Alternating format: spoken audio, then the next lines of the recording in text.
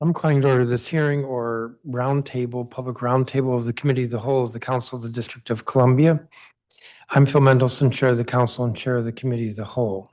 Today is Friday, October 17th, 2025. The time is 10:21 in the morning.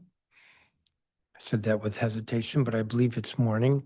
And the subject of this hearing, this is actually the first of three oversight hearings that the Committee of the Whole is having on budget execution and agency overspending. Reading from the hearing notice, the purpose of these public oversight roundtables is to explore the problem of agency spending beyond what was appropriated in the annual budgets approved by the council. Every year, agency budgets grow by hundreds of millions of dollars after the start of the fiscal year through supplemental budgets, spending from rainy day funds, and reprogrammings. For instance, in FY 2024, six agencies spent approximately $325 million more than what had been budgeted originally by the council. In fiscal year 2025, overspending is projected to be several $100 million. This pattern of overspending makes oversight, accountability, and accurate budgeting difficult. These roundtables will help the council ensure existing budget controls are being used and investigate if there are any changes that need to be made to existing budget processes.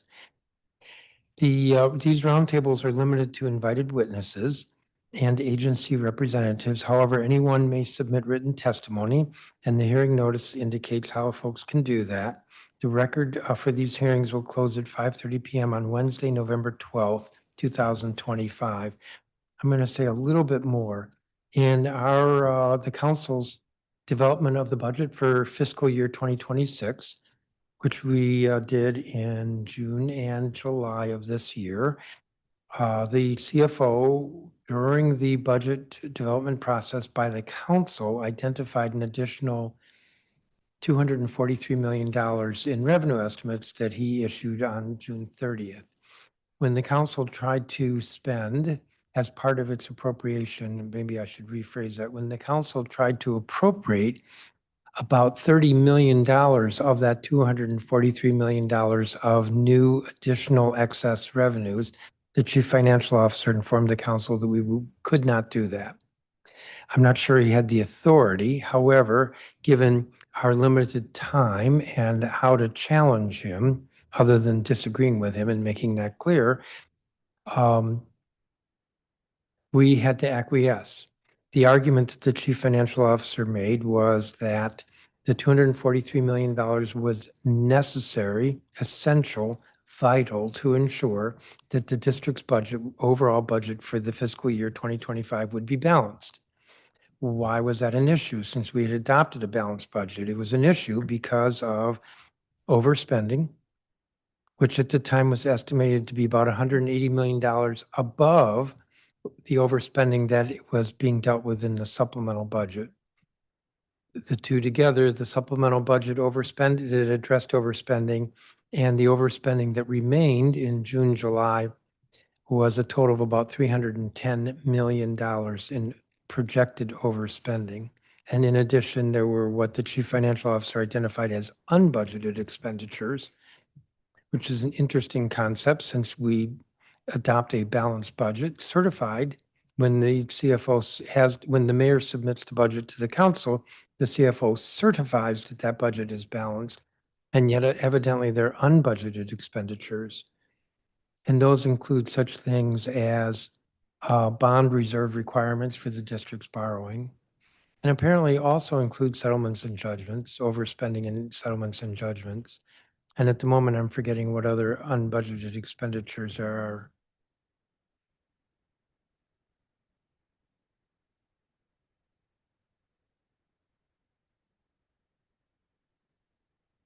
Yes, another unbudgeted expenditure is the difference in the school advance. So DCPS and the charter schools get an advance. And apparently that's different than what we budgeted for the year. And so that's an unbudgeted expenditure. This is just wild in my view that there are unbudgeted expenditures that are part of a balanced budget. Well, I guess they're not part of the balanced budget, but the budget is balanced other than the unbudgeted and as well the overspending, which at the time was estimated to be $300 million. So the council, 310 million. So the council was told that it could not spend 30 million of the additional revenues that had been identified, not projected, not estimated, but had been identified by the chief financial officer as available to the district. Appropriation of the budget is by the council, not by the mayor, not by the CFO.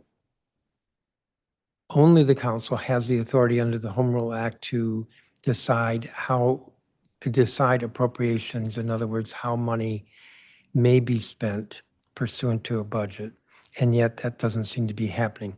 So we have these three hearings today, next Tuesday, October 21st, and then Wednesday, October 29th. Those are the three that are scheduled on this issue of budget execution and overspending. Today, we will be hearing from the DC Auditor, Kathy Patterson, and then by the Inspector General, Daniel Lucas. And I will have some questions. And with that, why don't we start with Ms. Patterson? And good morning. Good morning, Mr. Chairman and team.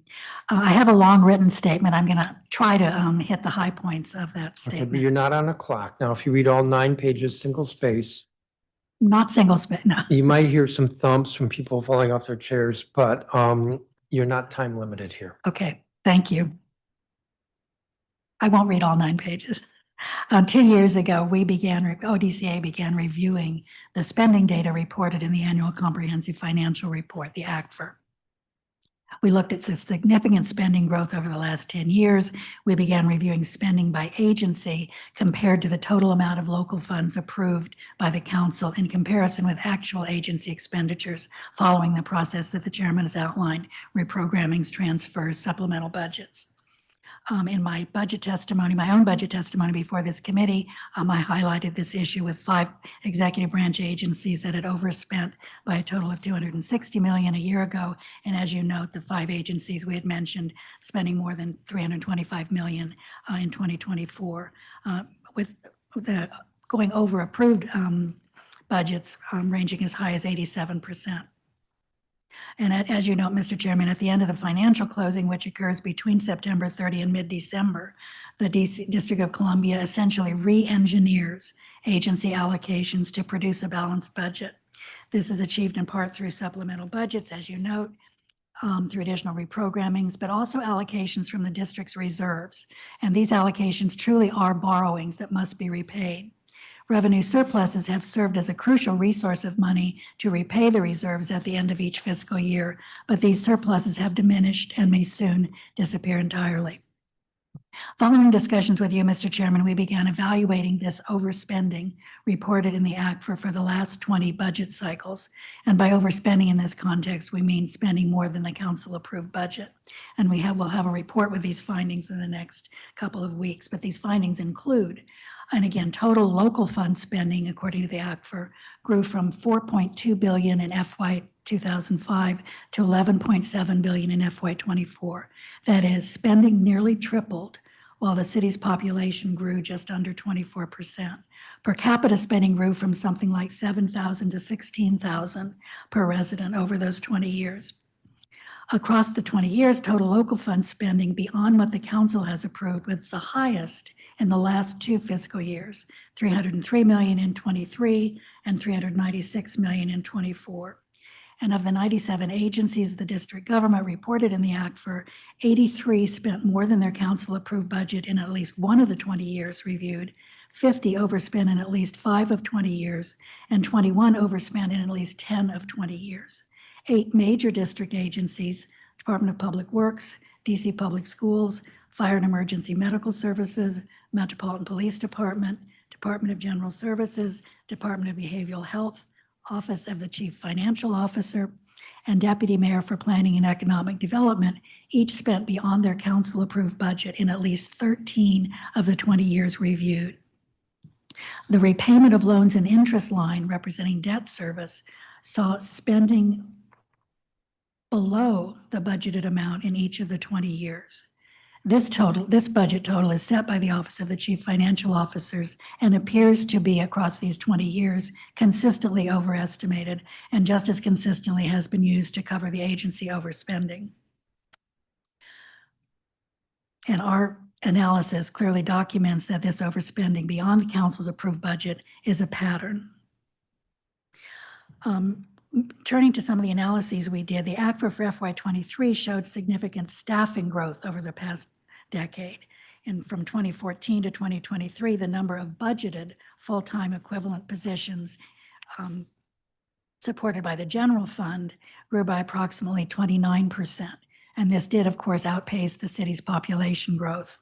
We took a deeper dive into the staffing numbers and published a data brief entitled District Full-Time Equivalents Grew Faster Than Population Over 10-Year Period. When looking at the appropriation titles for this, FTE growth was particularly pronounced in the city's education sector, where there was a much larger growth in FTE positions than in the number of students. Within the DC public schools, the number of locally funded FTEs grew over 5 years at a rate of 19.5%, while the number of students grew 2.6%. To learn more about the story behind these staff and spending increases, we hired the consulting firm Alvarez and Marcel to first look at the staffing growth at DCPS, and second to look at two other key education agencies, the Deputy Mayor for Education and the Office of the State Superintendent of Education, to analyze their respective spending growth and the possibility that it might reflect duplication of efforts between these two oversight agencies. The firm analyzed the in terms of the report on DCPS staffing that we have published, the consultants found inconsistencies across data systems and poor data quality, but also noted the impacts of a negotiated salary increase and council legislation, including the Schools First and Budgeting Act. This data from the consultants showed the number of students per general education teacher dropped from 19 students to 17 students in the 5-year period. This, despite the fact that the student-teacher class size target did not change in the collective bargaining agreement in the newer contract. That remains at 20-1 for pre-K through second grade and 25-1 for third through 12th grades. Spending per pupil increased by 43%, growing to 25,000 local funds per student. Adjusted for inflation, that would be an increase of 23%. In central administration, DCPS added 88 additional senior and mid-level positions and eliminated 60 lower paid positions. The proportion of personnel spending going directly to schools in this period dropped slightly from 75 of the local budget to 73 of the local budget. We will soon publish the OSSI and DME analysis. One of the things they did was they benchmarked with other states, and this benchmarking suggests that OSSI has significantly more staff per students than other states. For example, there's one staff position at OSSI for every 219 DC students, while Rhode Island has a ratio of 901 to 1, Delaware 710 to 1, Mississippi 900 to 1, and the Virginia Department of Education 2,400 to 1. In other words, OSSI is huge compared to the student population. Other findings in this upcoming report include proportionally high administrative costs. For example, the locally funded administrative budget for the child care subsidy program increased by 207%, while the operating budget saw a 192% increase. Clearly, it's reasonable for a program that grows to have slightly higher administrative costs, but having administrative costs growing faster than operating costs is a negative economy of scale. Now I'm going to turn to the Metropolitan Police Department. We published our long-awaited study of police last September, concluding that while the department should deploy an additional 65 detectives, the number of patrol officers is adequate to meet the work demands outlined by the department's leadership. Rather than adding patrol officers, the policing experts working for us recommended reallocating patrol officers across districts and shifts to better reflect workload. The study noted repeatedly MPD's lack of timely, dependable, and complete data. The study confirmed a statistic long evident to DC policymakers that we have a significantly higher number of sworn police per capita than other US cities. I realize that these findings fly in the face of the prevailing view that MPD needs more officers. Indeed, that alleged need is cited time and time again as the reason for this past year's flagrant overspending on police department overtime. I know that you are aware, Mr. Chairman, as a former Judiciary Committee chair, that with enormous effort and strong leadership and oversight, MPD brought overtime under control more than a decade ago. Overtime remained a challenge that leadership strategically managed under Chiefs Lanier and Newsham. But according to the original FY 2025 budget, MPD was authorized to spend $561 million in local funds. As of the end of July, according to the financial review process, the department's local funds budget had grown to $599 million, and the department still projected a local funds deficit of $51 million, including $31 million in excessive overtime. As of this past Monday, MPD's local fund expenditures totaled $629.7 million, over 12% more than its original local budget and even $10 million more than its revised local budget. And because the books have not yet closed on September for FY 2025, there may be more overspending to resolve. I'll mention one additional statement in the Metropolitan Police Department's FRP, that's the financial report. It's unsupported assertion that, quote, the agency will have a balanced budget by year end. Mr. Chairman, I think it's clear that there exists within the district government a profound lack of consensus about what a balanced budget means. Wherever MPD's final numbers land, and it's hardly the only district agency for which this can be said, it will have failed to execute its portion of the balanced budget that the council adopted for the district's fiscal year 25. This and other outcomes we've documented challenge this council's constitutional role as the body charged with authorizing the expenditure of district tax dollars. Mr. Chairman, your decision to hold this series of hearings is commendable. And it's my hope that every council member will follow your example by scrutinizing agencies' use of district funds, not only at budget time, but throughout the year. A final area I will mention from several earlier ODCA reports has to do with the district's approach to enforcement. As a government, we don't consistently manage our expenditures as noted, but we also do not consistently enforce our laws when it comes to holding private companies accountable for meeting district government requirements. Some examples I cite in my written statement. We have done reports in the inclusionary zoning program, which has some good things to say about it, but they have not been enforcing. The Housing Production Trust Fund reports we've done made this point. We also had an earlier 2016 report, and its title sums up its findings. District agencies did not provide sufficient oversight of private development projects and have not collected potentially significant fines. Enforcement is clearly not an overspending issue, but it is rather the other side of that coin, not collecting monies to which the district is entitled, and this may be another area for the council to explore. Mr. Chairman, the notice for the roundtable said that you plan to investigate if there are any changes that need to be made to existing budget processes. I strongly recommend that the council explore current statutory tools that have gone unused as you consider changes to procedures outlined in the code. The District of Columbia has a financial structure unlike any other U.S. jurisdiction. The independent office of the Chief Financial Officer is effectively a third branch of government with independent powers conferred for one specific historic purpose, to control district spending, a direct result of the district's financial crisis of the mid-1990s. DC Code, under duties of the Chief Financial Officer enacted by the Congress, includes this duty, quote, apportioning the total of all appropriations and funds made available during the year for obligation, so as to prevent obligation or expenditure in a manner which would result in a deficiency or need for supplemental appropriations during the year. This is an extraordinary power. And Mr. Chairman, you noted in your introduction some of the powers that the CFO has exerted that he apparently does not have. This is one that in our analysis, have not seen evidence for using. And I recommend that you explore these statutory roles and responsibilities when the CFO, when he appears during these hearings. I have a couple of other suggestions for the council's consideration.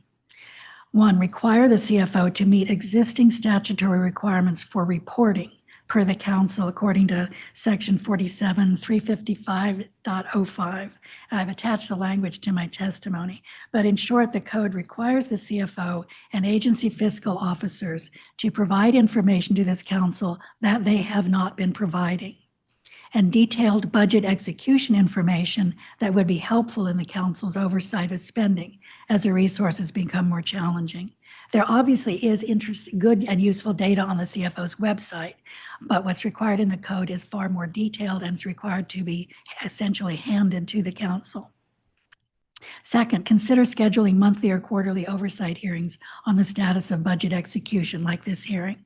You can explore specific agency challenges as well as citywide issues such as the overuse of the debt service line for plugging spending holes. 3, pursue training for council policy staff on the district's financial system to improve capabilities across the council to oversee budget execution. 4, increase and/or clarify the statutory responsibilities for the Board of Review of Anti-Deficiency Violations, known as BRADV. I recommended previously that we require any agency experiencing spending pressures at a particular level during the fiscal year to meet with the board to review the plans for closing the spending gap. BRADV is a tool that has been in place for many years, but has not been effective.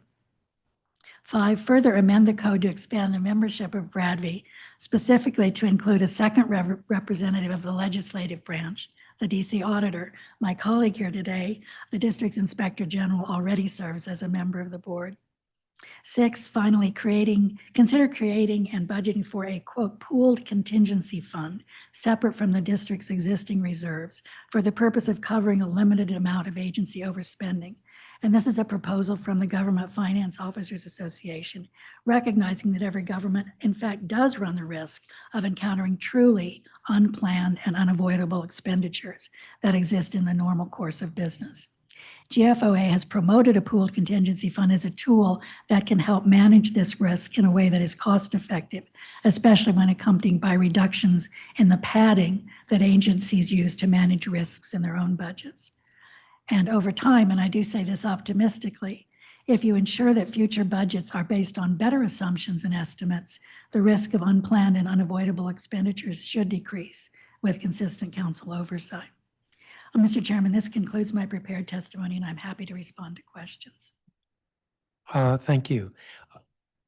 Listening to you, I was thinking what I'd said earlier, and I'm thinking I'm going to change and hear from Mr. Lucas and then have questions for both of you. So we will have a very robust Q&A, maybe. So why don't you go now, Mr. Lucas? Good morning, Chairman Mendelson and members of the Committee of the Whole. I'm Daniel W. Lucas, Inspector General for the District of Columbia. I am pleased to appear before the committee's roundtable hearing to discuss the OIG's oversight and its impact on ensuring district expenditures align with the appropriated budget. My testimony will highlight key statutorily required internal controls governing the district's budget development and execution processes, outline my office's oversight responsibilities, and review relevant past OIG work that aligns with today's roundtable. As background, the concept of internal control is best described by the Government Accountability Office, or GAO, standards for internal control in the federal government, commonly called the Green Book. Internal control is a statutory requirement in the district. The district benefits from incorporating GAO Green Book guidance, which provides a comprehensive framework for effective internal controls. The Green Book outlines 5 integrated components: control environment, risk assessment, control activities, information and communication, and monitoring, supported by 17 principles.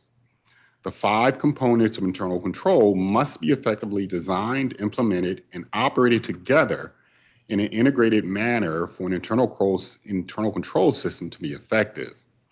An effective internal control system ensures the district maintains effective and efficient operations, produces reliable reporting for internal external use, and complies with applicable laws and regulations.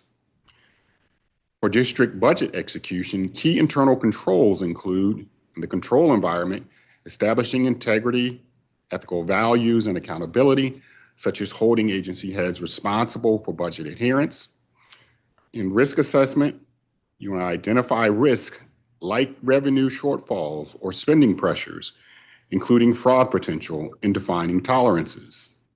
Under control activities, you want to design policies for approvals, segregation of duties, and automatic checks in financial systems to prevent unauthorized spending. Under information and communication, you want to ensure timely, quality data sharing internally, for example, with the OCFO, the executive and council, and externally with Congress and members of the public. Under monitoring, you want to have ongoing evaluations and prompt remediation of deficiencies, such as agency internal compliance and oversight provided through OIG and the Office of the District of Columbia Auditor Engagements. Because internal control is part of management's overall responsibility, I'd like to discuss components of the district's budget and financial management statutes as they apply to district agencies. At the highest level, DC Code creates the control environment for the district's budget development and execution. These controls are designed to prevent overspending, ensure fiscal discipline, and facilitate oversight.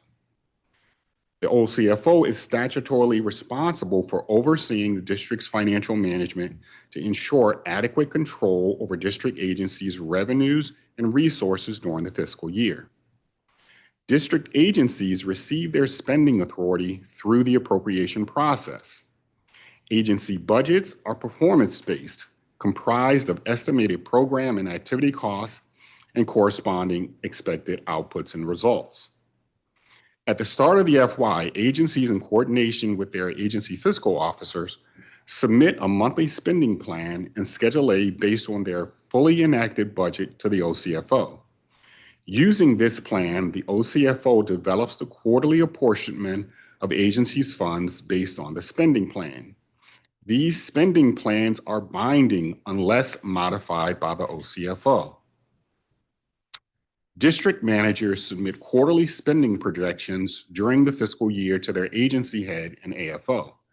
These projections are then summarized and forwarded to the OCFO no more than 30 days after the end of each quarter.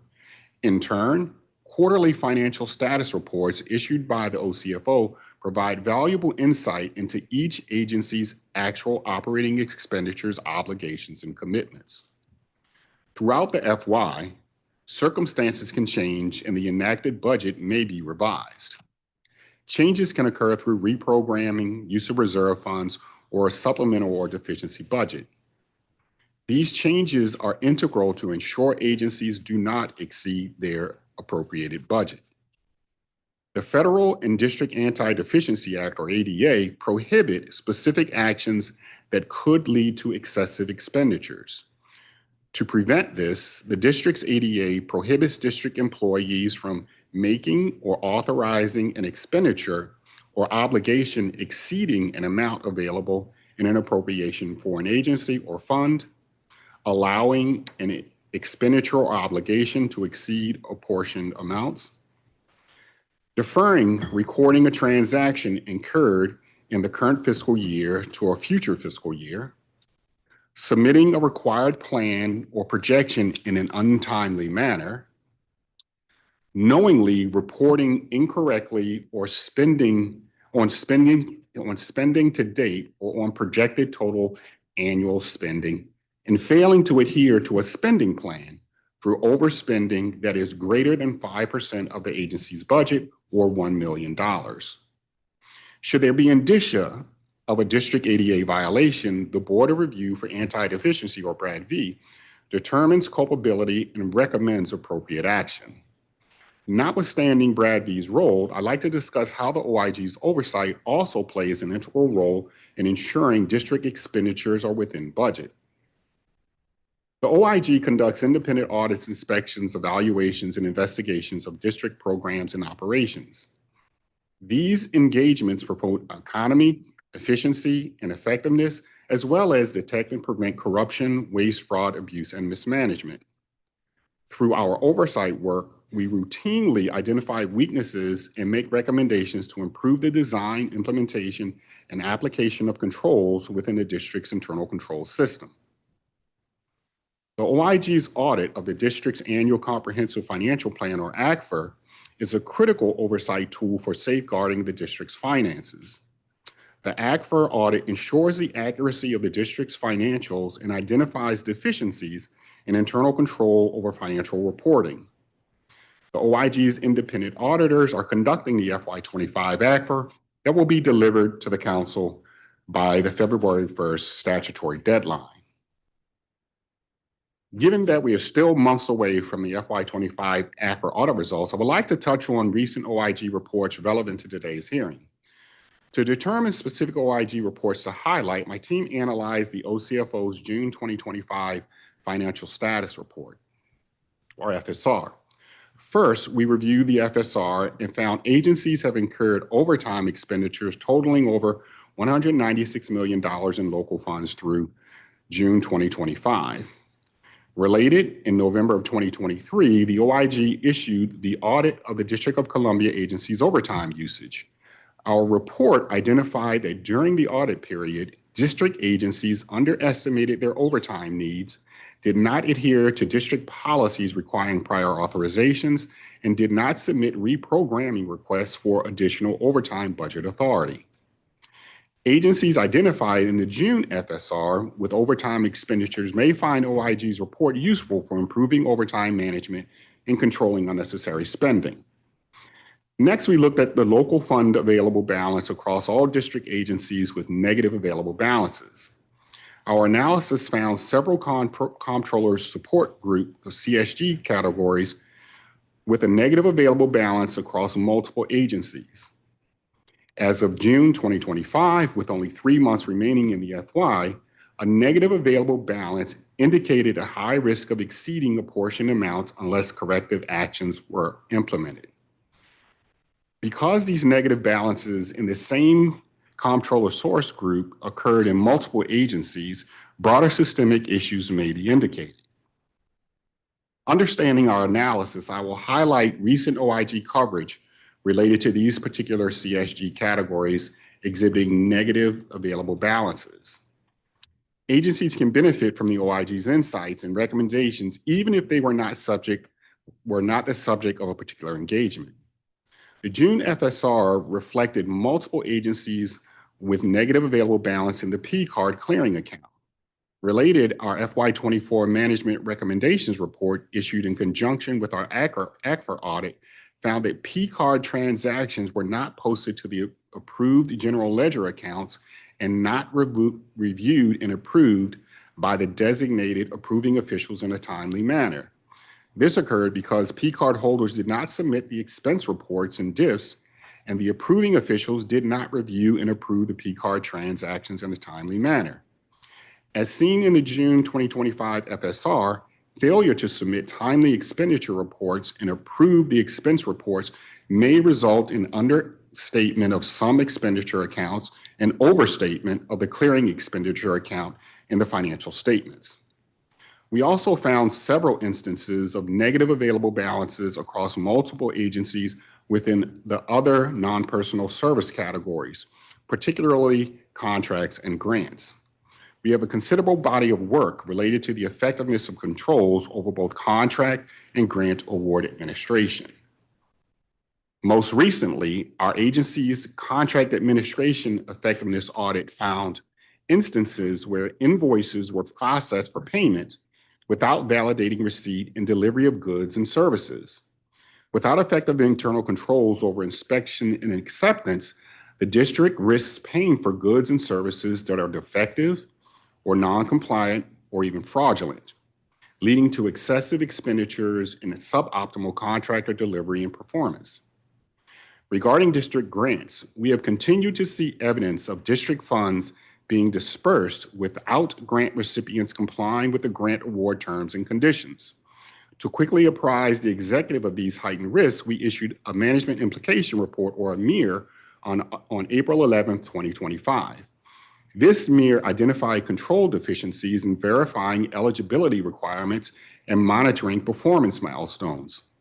I am pleased to see that the executive has since updated its district grants manual, which addresses the MIR's identified control deficiencies. Since the year, we have deployed specific grant-related training to several agencies in partnership with the executive during this FY. We also have several engagements underway at specific agencies related to grant awards and administration, and will make the results available to the council and the public once completed.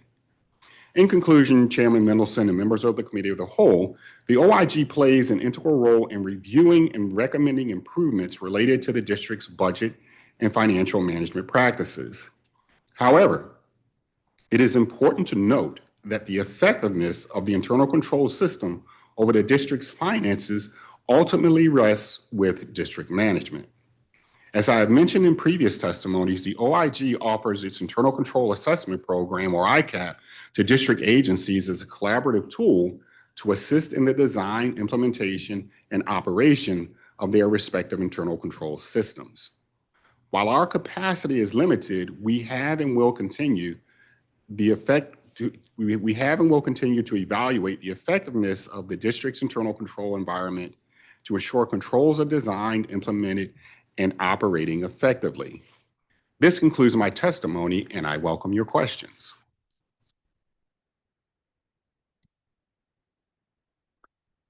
Thank you. Thank you, each of you, for your testimony and your being here and your thoughtfulness with regard to these issues. Mr. Lucas, you talked about all these processes we have in place. But we are overspending. So why are these processes not working? Non-compliance. What does that mean? What that means is you have the control system in place, you have the safeguards in place, but they are either untimely or people are not using them as designed. What do you mean by untimely?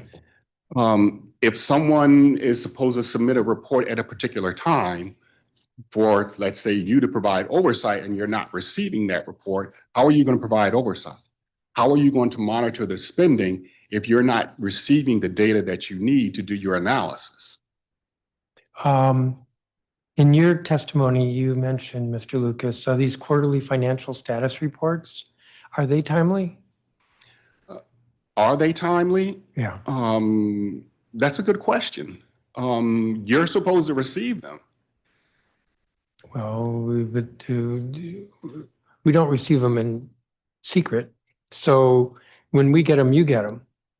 Are they timely? Well, we don't get them. We submit one. This is not something we receive. This is something we go and search for if we're doing work that requires that. Are you referring to what I think are called the FRPs? Yes.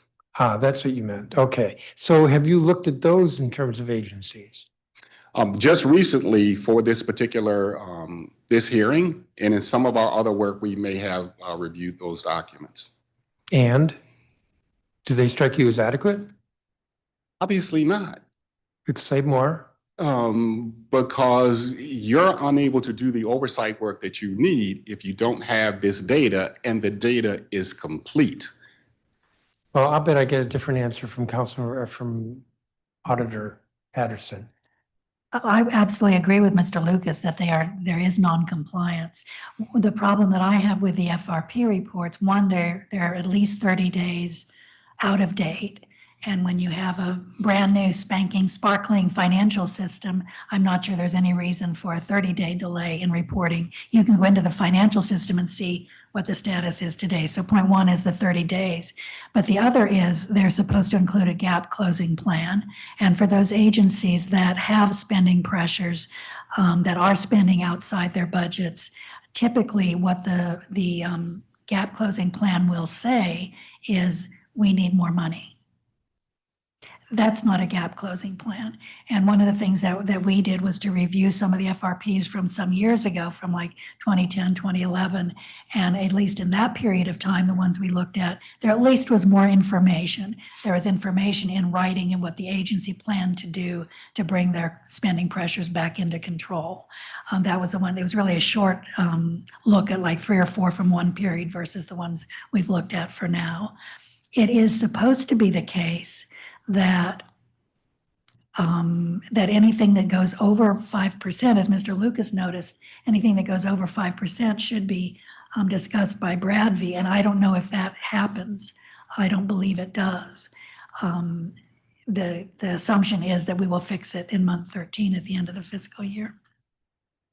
I got a little distracted. The 5%, I don't quite get the 5%. If an agency's overspending, they're overspending. Who cares whether it's 5% or? There's supposed to be greater attention paid to if you're 5%. It's like a trigger to have additional review by the CFO and by Bradby.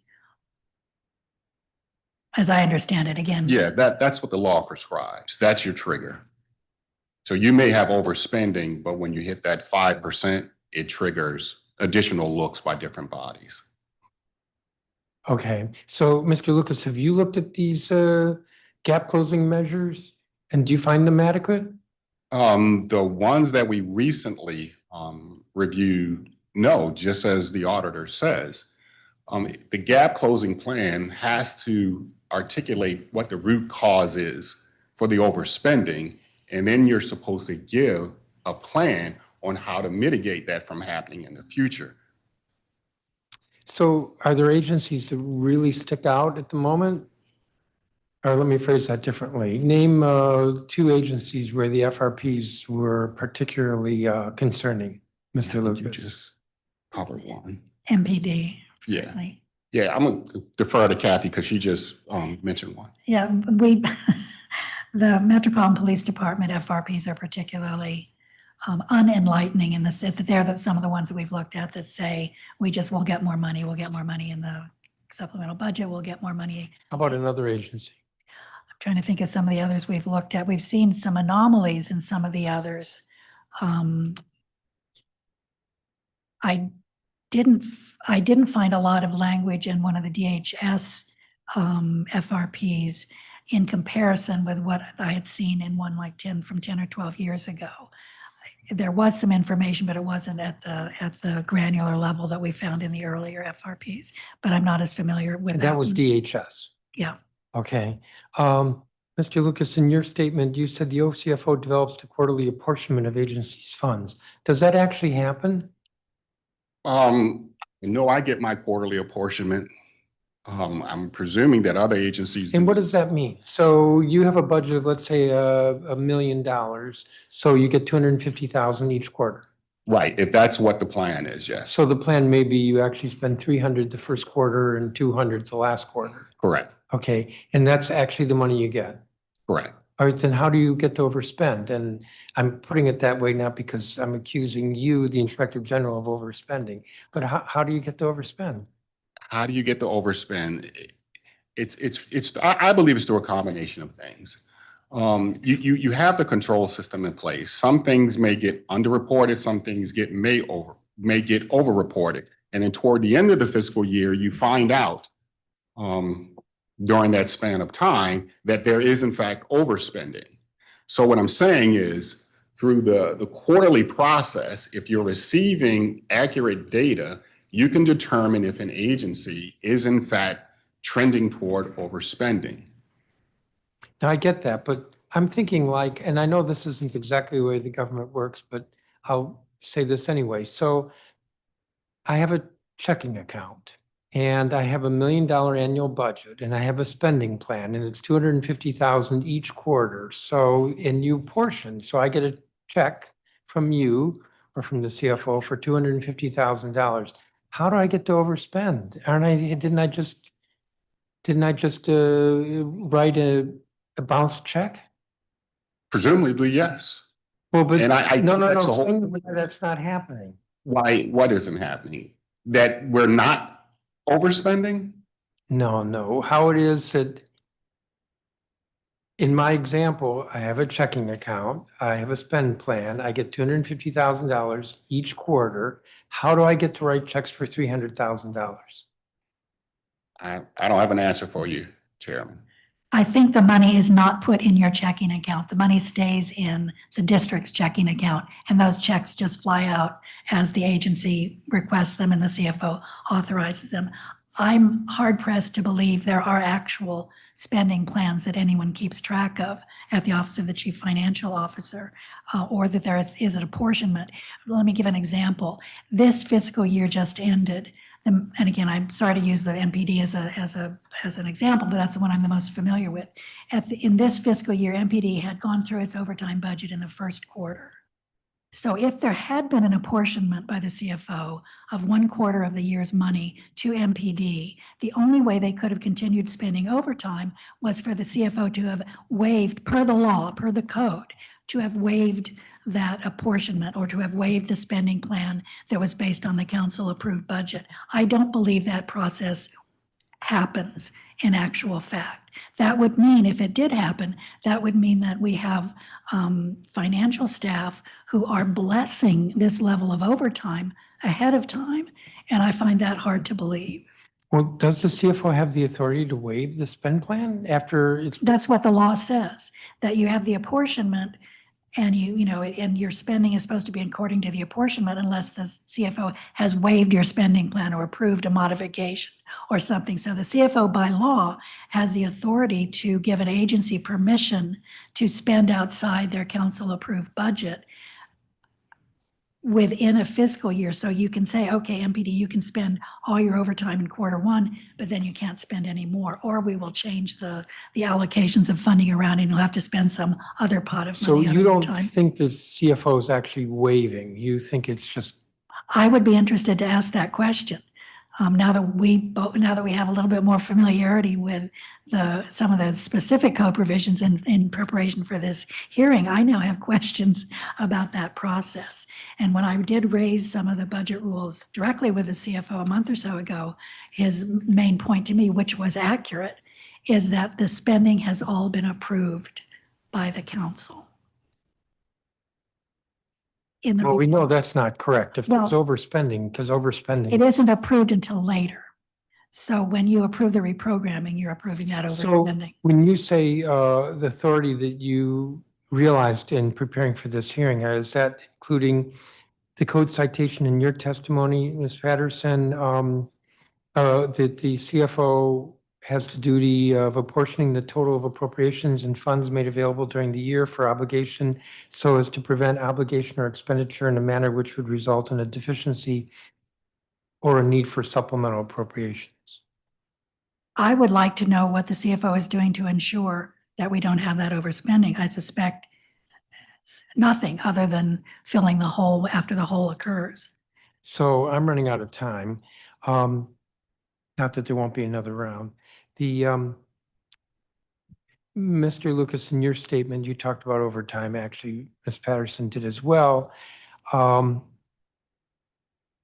Is overtime necessary? Now, that's not really the best way for me to ask the question, but I guess what I'm asking from each of you is your impression of overtime. I have never known an agency director in an agency that spent overtime that didn't say that the overtime was necessary. On the other hand, I've been around long enough to see where in an agency, when another director comes in, somehow the overtime goes down, which suggests that not all of that overtime was necessary. Yes, it was absolutely important that I had everybody on my staff come in and work 7 days, and we just had the work to do, and that's why we paid the overtime. But then it turns out the next person comes along and that wasn't necessary. So maybe the better way for me to put this is, what is your impression of how necessary all this overtime is? Who wants to go first? I'm happy to speak to that issue. I think a lot of the overtime that we are supporting is not necessary. And I think when you look at overtime, there are two main causes, if you will. One is management discretion, and the other is policy. And I'll, again, I have to send an apology letter to the chief, but let me use MPD as another example. It's my understanding that in previous regimes at MPD, there's a lot of discretionary overtime. A district commander will come to the leadership and say, I want XYZ discretionary overtime. And it's my understanding, again, this is anecdotal, we don't have evidence or an audit, is that the answer was, if you have too many of your officers are out on some kind of leave that is also at your discretion, then no, you may not have discretionary overtime. And that was a management tool used by leadership to essentially get district commanders to control or to manage how their staff were using their time. That's just an example, a quick example of management discretion. Also with MPD, a policy issue is the issue of penalty pay.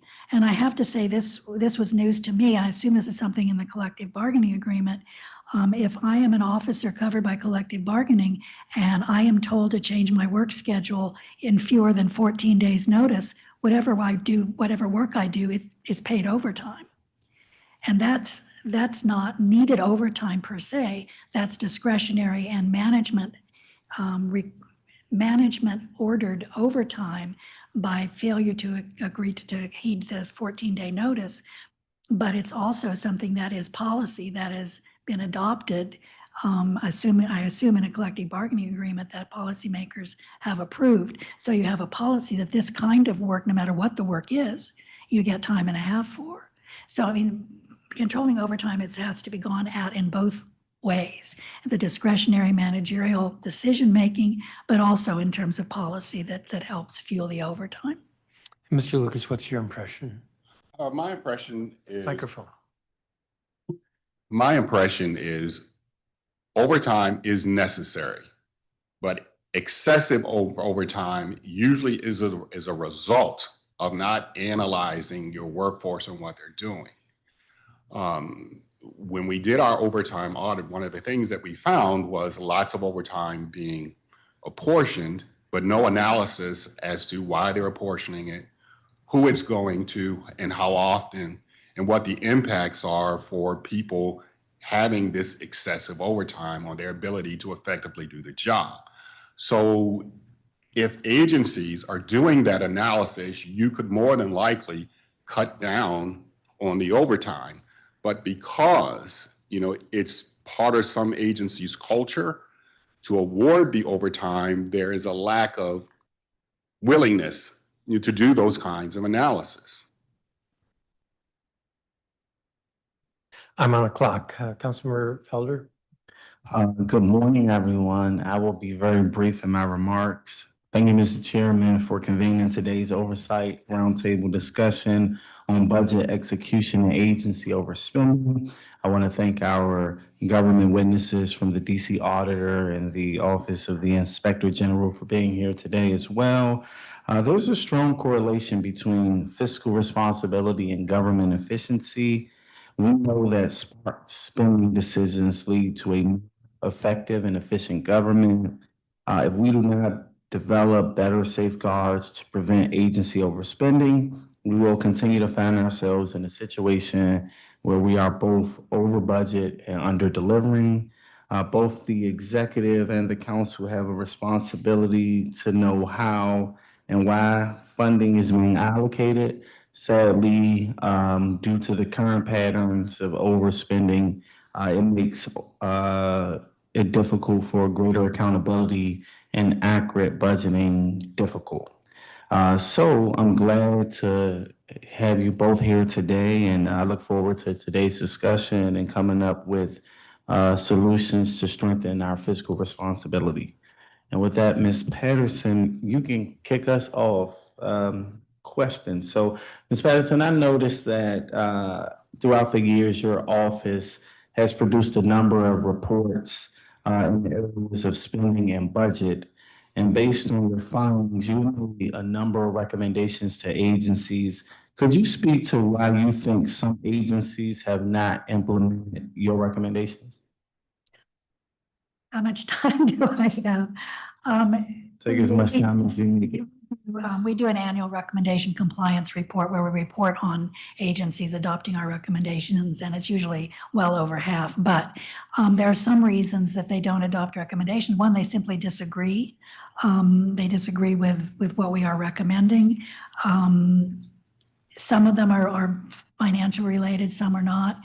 One of the things we recommended in Housing Production Trust Fund reports was increasing the compliance staff that focused on DC programs, not just federal, and the agency did do that in the next couple of budget rounds. So I think there are ways in which they do follow some of the things we say. I can give you lots of examples of things where the agency has said we're not going to follow through on that. But the reasons are sort of all over the place. One of the things that the chairman is very familiar with, we did an education data audit some years ago, and we recommended a lot of things to improve data gathering, and to do things using the power that OSSI has to compel information from all schools. And there were very specific responses on that report that the agency did not think this particular work was necessary. So some of it is just disagreement in terms of policy.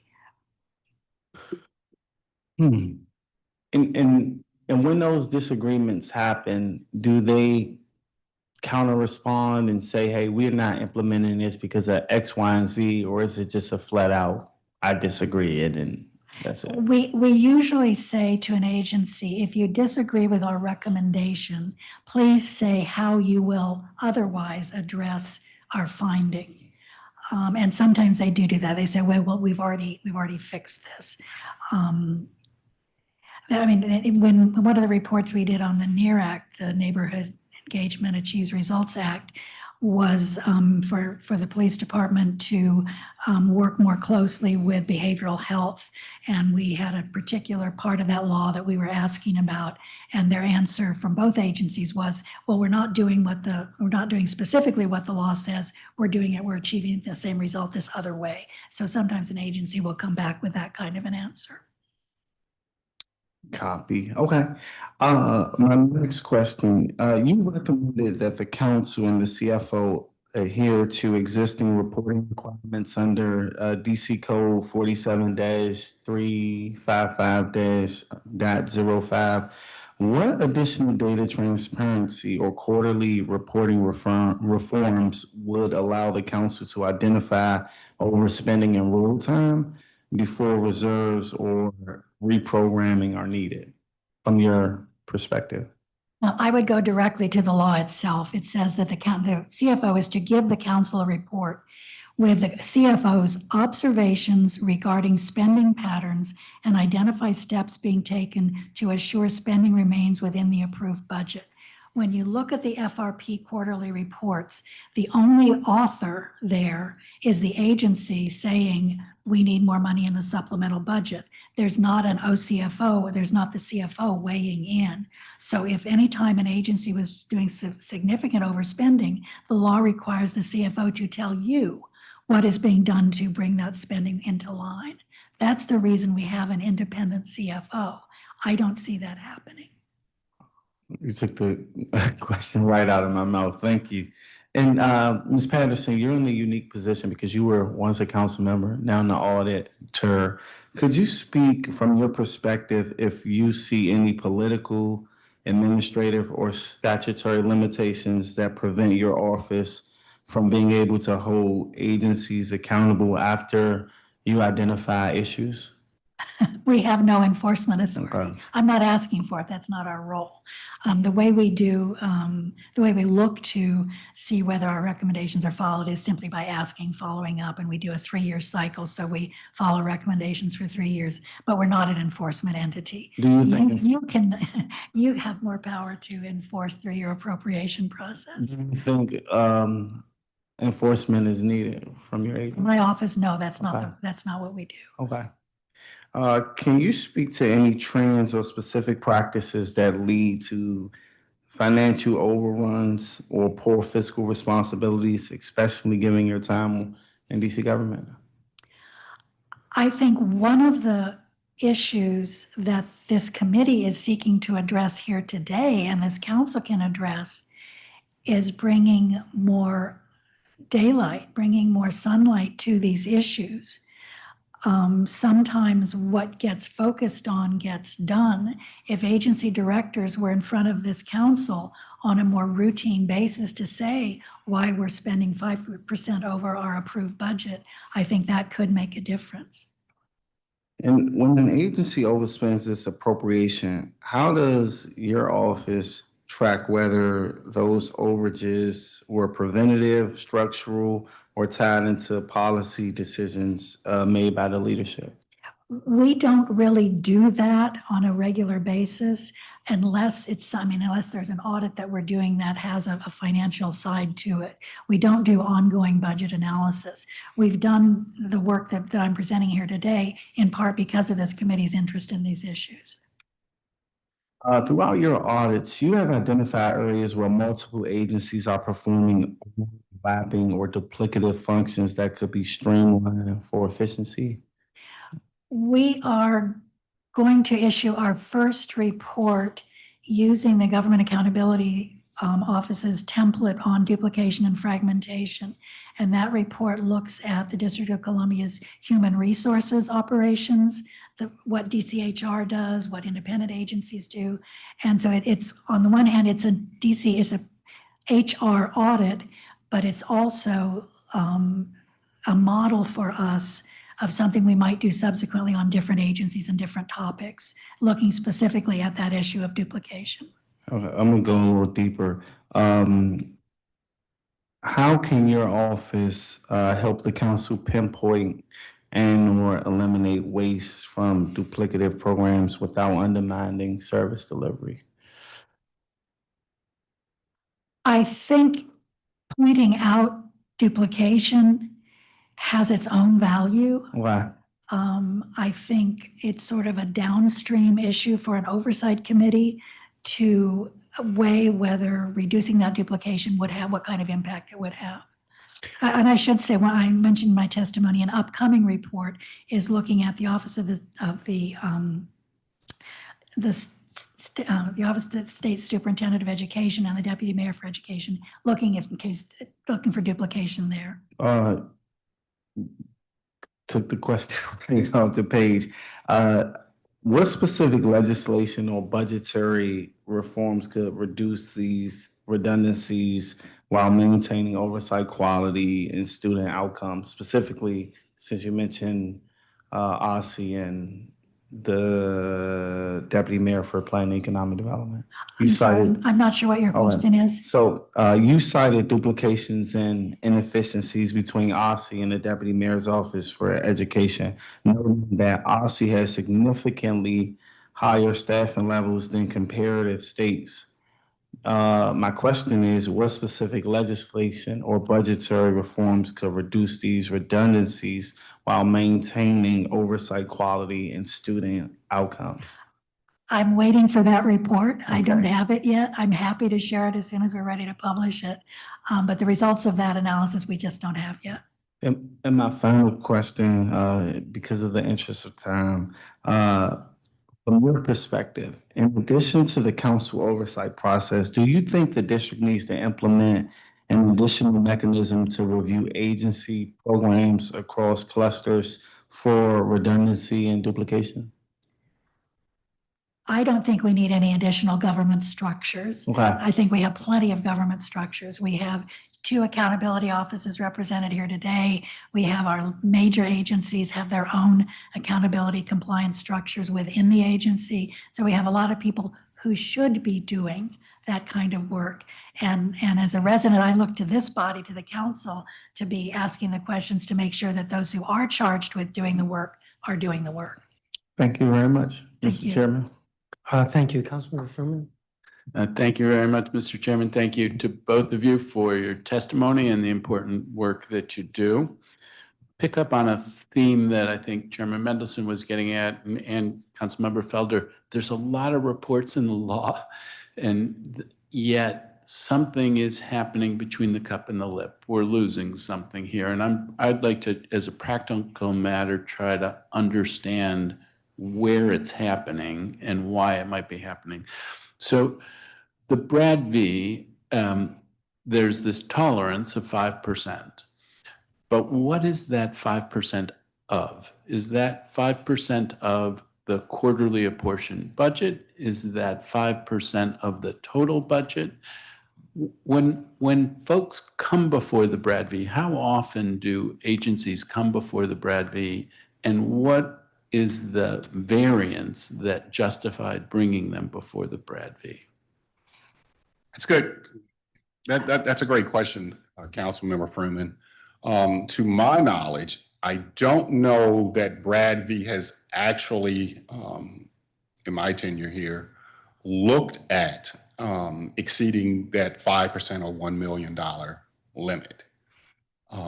But again, like other internal controls, which what I've been talking about, they're in place, but if they're not exercised, you end up where we are today. So, and Auditor Patterson urged that she be included in the Brad V, but you are on the Brad V. In the time that you've been on the Brad V, has it ever been convened? Has it ever focused on an issue? Not exceeding budgets.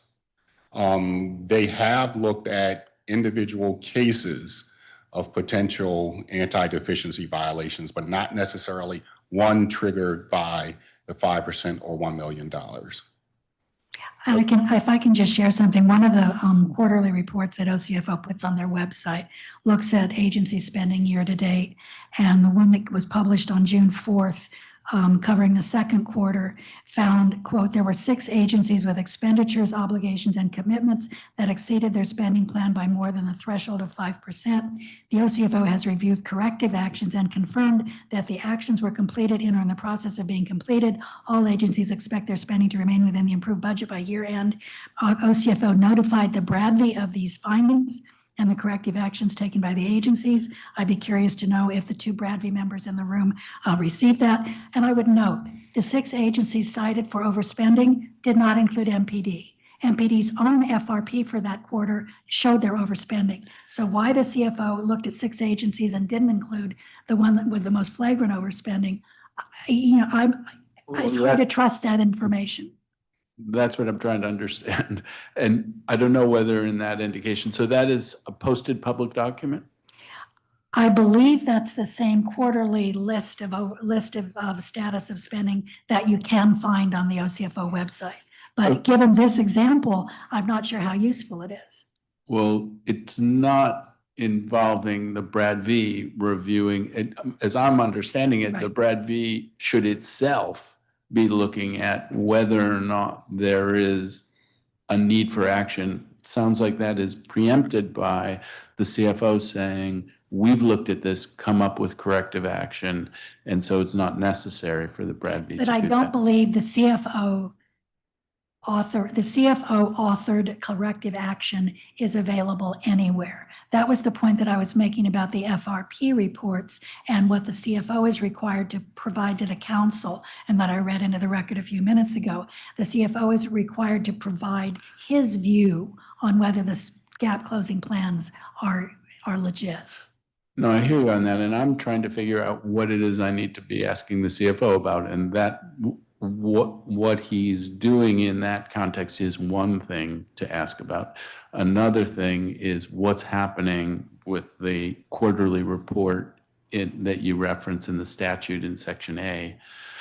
In your testimony, Mr. Lucas, you talk about how the AFO and the agency work together and come up with monthly spend plans that then are reviewed by the CFO. Correct. And so we passed the budget in the summer. On October 1, I guess, help me, is it that the AFO and the agency work together and develop spend plans based on that budget for how many months? I want to say that it's either monthly or quarterly, but it is post-budget. And it is to keep track of spending to prevent exactly what we're talking about. So in other words, the mechanisms are in place. Why they aren't working remains to be seen. Yeah, I mean, this is why I'm wondering where does the tolerance kick in? Does the tolerance kick in on a quarterly basis so you could be over for a month, but it doesn't turn it into an issue? Is it on an annual basis so you could be over for a quarter so it's not an issue at the quarterly level? In the statute that Auditor Patterson cited, the CFO's reviewing these numbers compared to their approved spending plan. And it could be that their spending plan is that in each budget for each month, it's 1/12 of the budget for the year. Or it could be that there's a spending plan that gets developed that is not proportional, but it's approved. And then they're not over for that plan. I'm trying to understand how it is that we get to the middle of the year and we're in a situation like the one you're talking about. I would recommend you ask for the spending plan for the agencies in your committee oversight. I've been an agency director for almost 11 years. I have never seen a spending plan for my agency or any other. I sign off on the FRPs for us. So on a quarterly basis, I tell the CFO what we have spent. But a spending plan, forward-looking, news to me. It may be that is something that is currently applied to mayoral agencies, and mine is an independent agency. Yeah, and then I sort of wish I had my committee director here with me, but the section section A1 calls for the AFO to provide a report to the chairperson of the relevant committee on a quarterly basis that would cover all of this information. It could be that it's been provided to me and I'm not aware of it, which would be my fault, or it could be that it hasn't been provided. Are these reports in A1 being provided? The council staff I have asked that question of has told me no, but it's been a small sample. Okay, well, I take a little comfort in that, because if I haven't seen it, then maybe others haven't seen it as well. I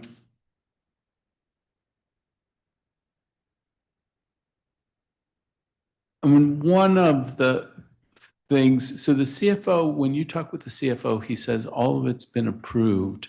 So could it be that the CFO is looking at where the agency is relative, not just to the approved budget, but any reprogrammings or any reserve draws that have been authorized by the, is there something so that the CFO on a quarterly basis is not comparing to the budget as passed, but is comparing to the budget as an evolving document? Yeah, you would have to ask the CFO that. My perspective is once you get your budget, that is your budget. That is based on what you told the government you needed to run your operations. Anything in excess of that should be unplanned.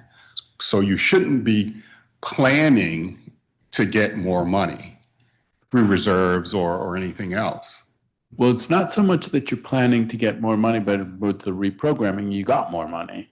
And so now are you on pace with the money that you got? It just happens to be that it is different than the money that was in the original budget.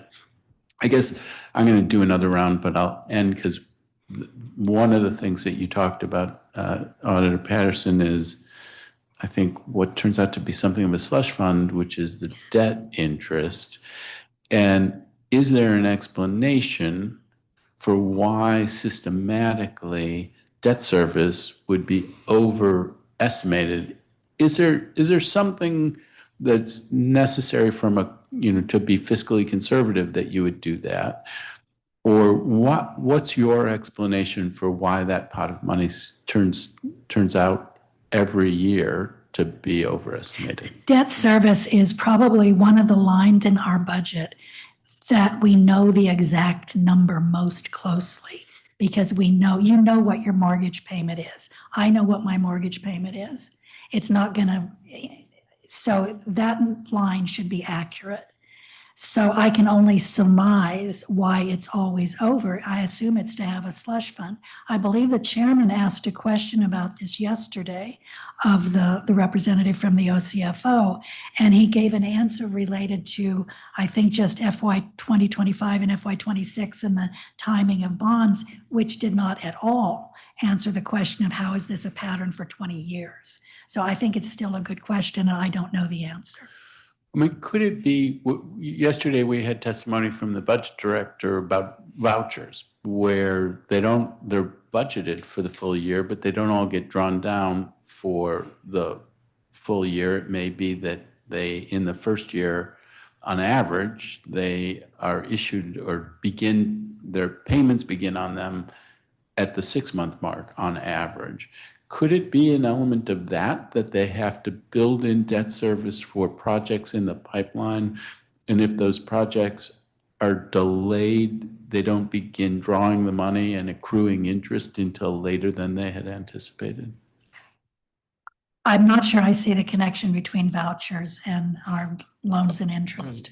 The connection is vouchers are funded as if they will be paid for the whole year, but in the first year in which a resident benefits from one, some benefit in January and some benefit in December, and on average, it's 6 months. In the debt service space, if the idea is we're going to have $2 billion in new debt in this fiscal year, and so we've built in debt service for that $2 billion, but it actually starts to kick in. It kicks in when we draw the money down. That's when we start paying the interest on it. And if that happens later, maybe there will be extra money in that debt service pot. But again, if you look at the record and the history of the major obligations we undertake, we maybe go to the market once a year, some years not at all, some years 2 years, but it is knowable. You know when you're going to need to make that first payment. So I don't think that we might have to pay it next year. I don't think that tracks. It could be different. We go to the market, we get the whole pot of money. We're paying on it as soon as we get the pot of money. We draw against it when we draw against it. So it's knowable. Okay, thank you very much. Councilmember, you said something very enlightening about 2 minutes ago, which was that you were out of time. So I do want to say this. First of all, Councilmember Freeman, I'm going to interrupt this conversation. When we budget vouchers, sometimes we do it annually, sometimes we do it staggered, recognizing that they're not all going to be issued on October 1st. So we do actually prorate how we budget for vouchers. I hear you, but I mean, you were here for the conversation with the budget director. So there's a difference in the explanation. Oh, yeah, sure. There are a lot of differences. The other thing I want to note, this is sort of picking up on a line of questioning that you had. I think that part of the issue that I'm hearing from both of you at the table is that the FRPs, which have a gap closing plan, actually don't have a plan. It's just we'll get more money. Right. And Ms. Patterson, you were around when the control board was here. The whole idea behind gap closing plans is for the agency to identify how they're going to bring spending within the budget, not how we're going to get additional money. Am I right? Right. Mr. Lucas, I want to start with you on this. Bradby, are you a member of the Bradby? Yes, I have a staff member on Bradby, yes. Okay. Do you know how often they meet?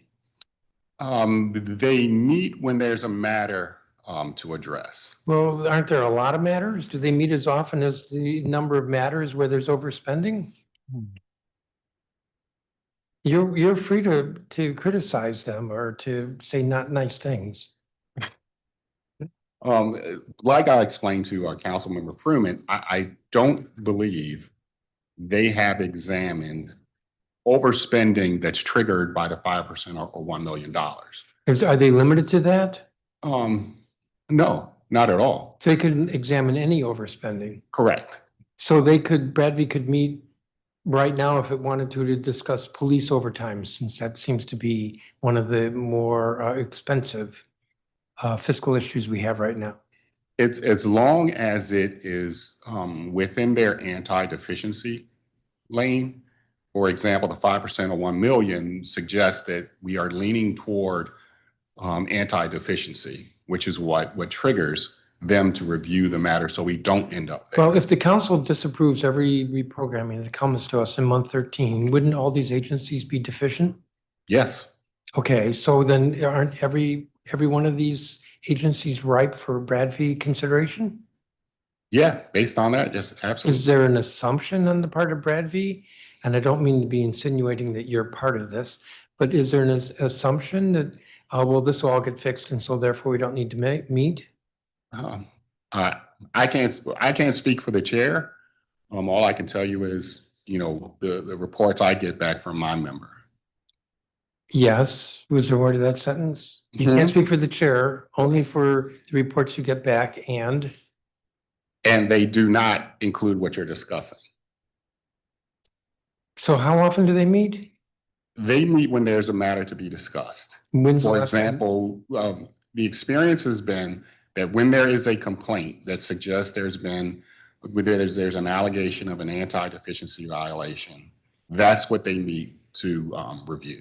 Well, we say anti-deficiency, I think it's actually deficiency. Anti means we are against deficiencies, and deficiency is a fancy word is a congressional speak word for overspending. Right. Okay, so right now we have overspending in multiple agencies, correct? Correct. That has not been fixed by reprogrammings that have been approved. But it's also not yet an anti-deficiency. It's not yet a deficiency, why not? If there's money available, you can cure the anti-deficiency. So is before. that the way we approach? I'm like. It's not the way you we made a- approach, but that's how the act reads. You can cure it before it's a problem. You can cure it through a gap closing means, but it counts to cure. The agency didn't overspend if in month 13, the council, like the White Knight, comes in and saves the day? That's how the law. Is it really how Discuss- the law reads? Yeah. Well, then It is what not about- an anti-deficiency if you have funds available. So how do we change the law? How do you change the law? Yeah, I mean, because- it's a two-step process because there's a federal law and there's a district law. Sure, but they kind of mirror each other. Right. I mean, I'm looking at this language that Ms. Patterson submitted, that one of the duties of the CFO is to apportion the total of all appropriations and funds made available during the year for obligations so as to prevent obligation or expenditure in a manner which would result in a deficiency or a need for supplemental appropriations during the year. Should we add there the language reprogramming? To I what? mean, yeah, to what end? Because I think that's already covered. I don't really mean to be arguing with you, but it is of my view that overspending is overspending. And just because the council came in at the 13th month, that is after the year, that's after the 12th hour, and rearranged the budget, that doesn't mean they didn't overspend what their appropriation was. Can't disagree with that, Council Chairman. So do you know the last time Brad V met, The actual date, I can get that. roughly? Um, You have somebody here from your staff, does he know? I want to say probably they've met within the last 3-4 months. Yes. And what do you know what they met over?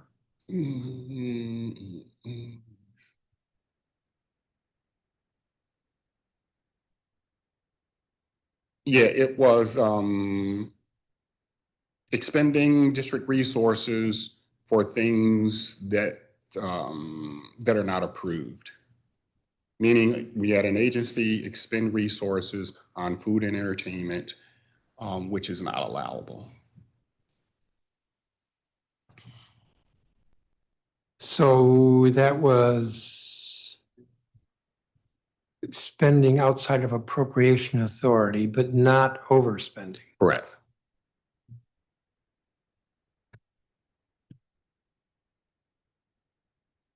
Do you have a sense of how often Brad V meets?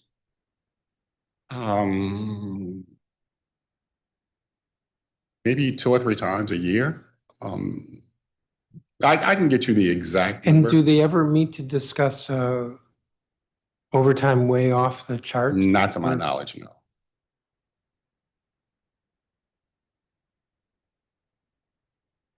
Do they ever discuss the adequacy of the gap closing plan in the FRP? No, not to my knowledge, no.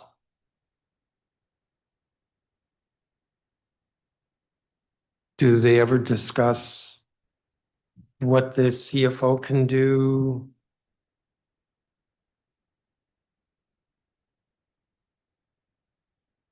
To prevent an obligation or expenditure in a manner that would result in a deficiency or a need for supplemental appropriations? If the matter under review requires that, but I don't recall that specifically in any of the cases.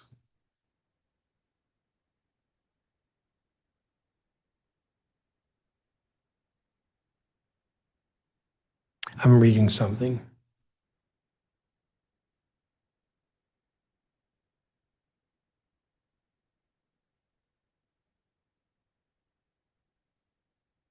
Has Brad V ever found anyone anti-deficient?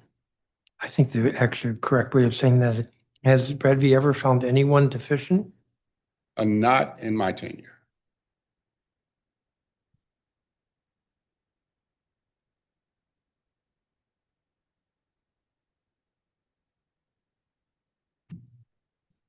As I recall, in the supplemental, we fixed about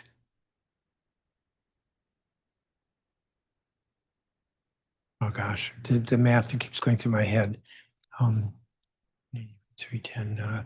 In the supplemental, we fixed about $130 million in overspending.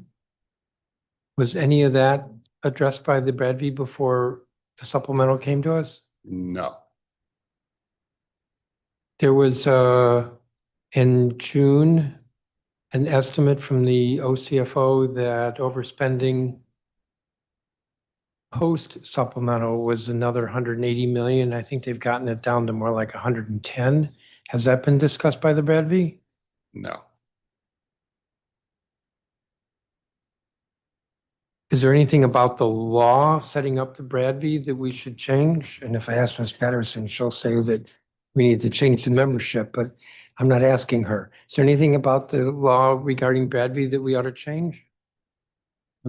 Not off the top of my head, but I would agree that the auditor should be a part of that panel.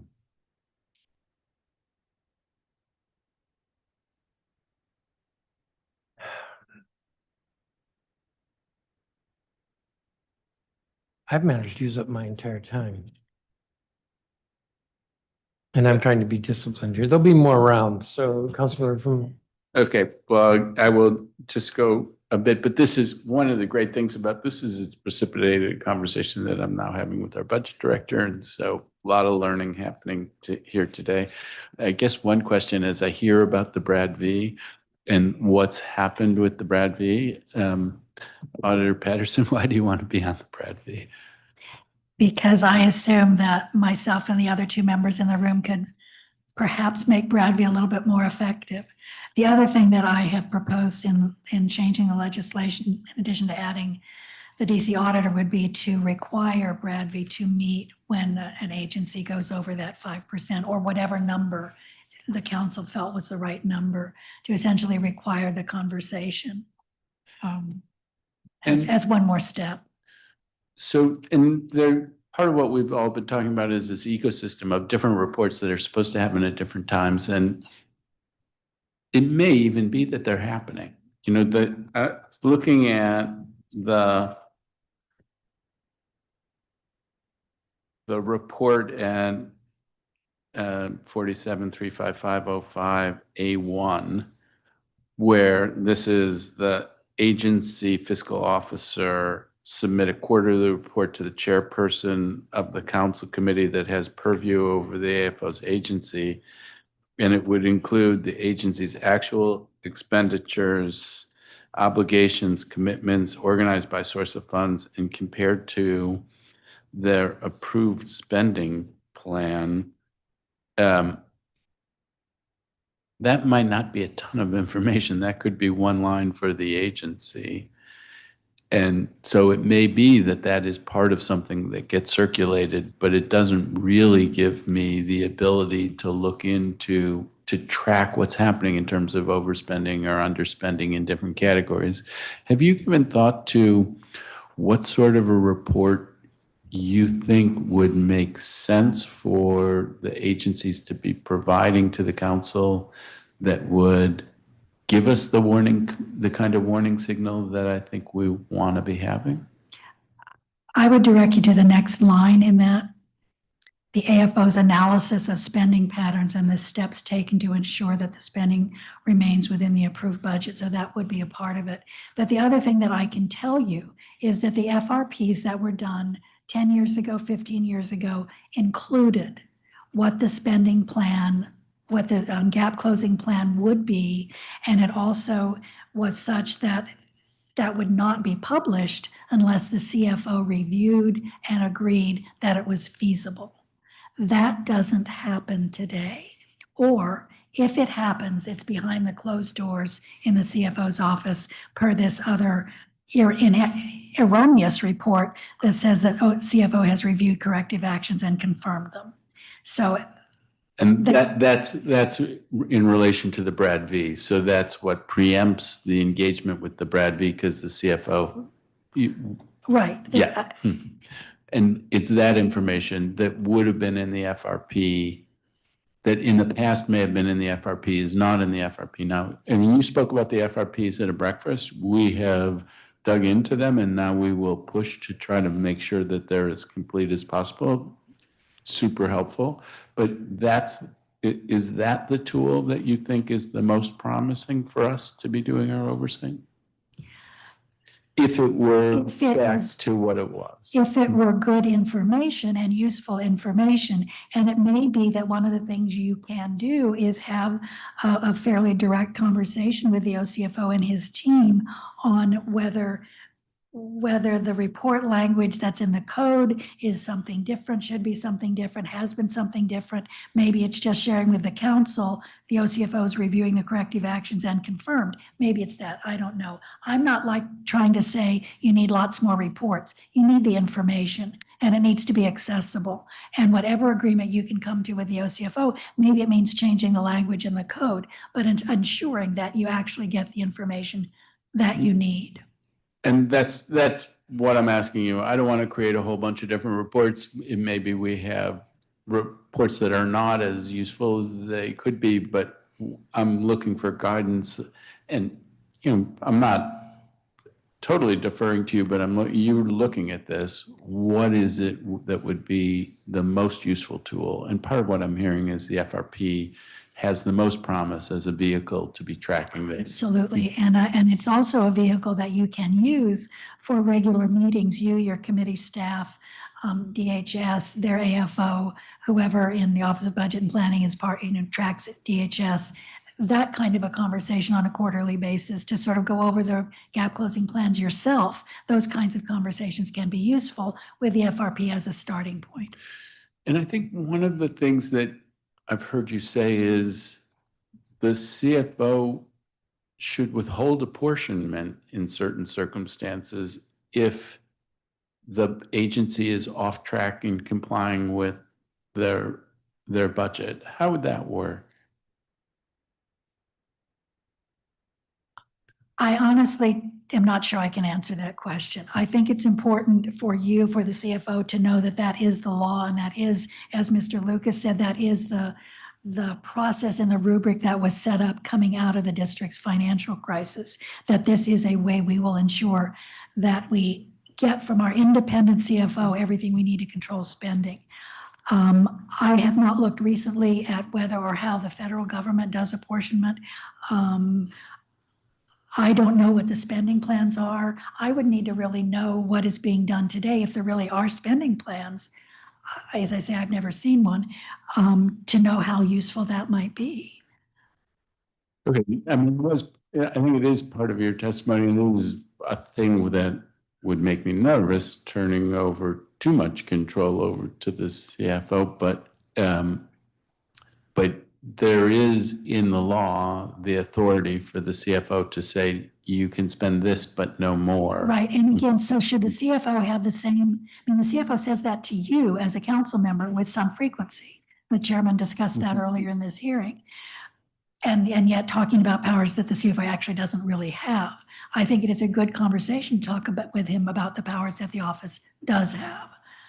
And how could they be used to make sure, rather than just setting up debt service slush fund every year, what is a more proactive, more thoughtful way of working with agencies to ensure that they stay within their council-approved budget? You also talked about a pooled contingency fund in your testimony, and talk to me about that and why you think that would be better than the status quo.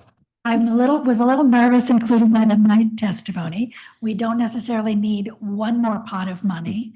This would have to go along with a realistic debt service line, for example, and go along with not having agencies pad their budgets. But it can be a more, I think, according to GFOA, a more legitimate way of having money for things that are in fact unplanned. And it can also be something where the council needs an affirmative approval to draw money from that, because it would be in effect reappropriating, or almost like a mini supplemental budget. If I'm an agency director and I need money from this particular fund, I need the council's approval, or, not just passively, but maybe actively. Yeah, it was interesting yesterday when the budget director was testifying. I mean, part of what she was saying is the budget's dynamic. So the budget gets created in the spring. It doesn't take effect until the fall, and then it's in operation for a year, and a lot changes. So the fact that everything doesn't, not every landing is stuck isn't surprising. So what do you then do in that context? And it's interesting, if you had the discipline of a pot of money that was set aside in recognition of the dynamism, but then stricter adherence to everything else and a clear authorization path to draw on that pooled fund, maybe it could help. I think it'd be interesting to explore that idea. You're not pushing it hard, you're just putting it on the table. I think it is an option, and I would certainly value Jenny Reed's view on that. I think she does an amazing job at her job in terms of knowing everything about this budget and the formulation side of it. I'm not sure the extent to which her office has authority in reviewing budget execution. They have to know when agencies are overspending to prepare the reprogramming proposals, but it's sort of up the agency director's chain of command where the discipline, I think, needs to occur. All right, last time I said this was my last question and it took 2 minutes, but now I'm going to stop inside of my time so the chairman can't criticize me again. I would never do that. Councilmember Felder. Thank you, Mr. Chairman. Dr. Lewis, when your office identifies fraud, waste, or systematic mismanagement, what mechanisms currently exist to ensure agencies follow through on your corrective recommendations? Okay, so if we identify fraud, we expect somebody to be put in jail. Mismanagement, things like that, like the auditor says, we make our recommendations and we follow up on those recommendations periodically. And we also publish for the public the status of those recommendations. But like the auditor, I have no enforcement mechanism. All I do is have conversations with the agencies. If they've accepted a recommendation for remediation, we follow that through.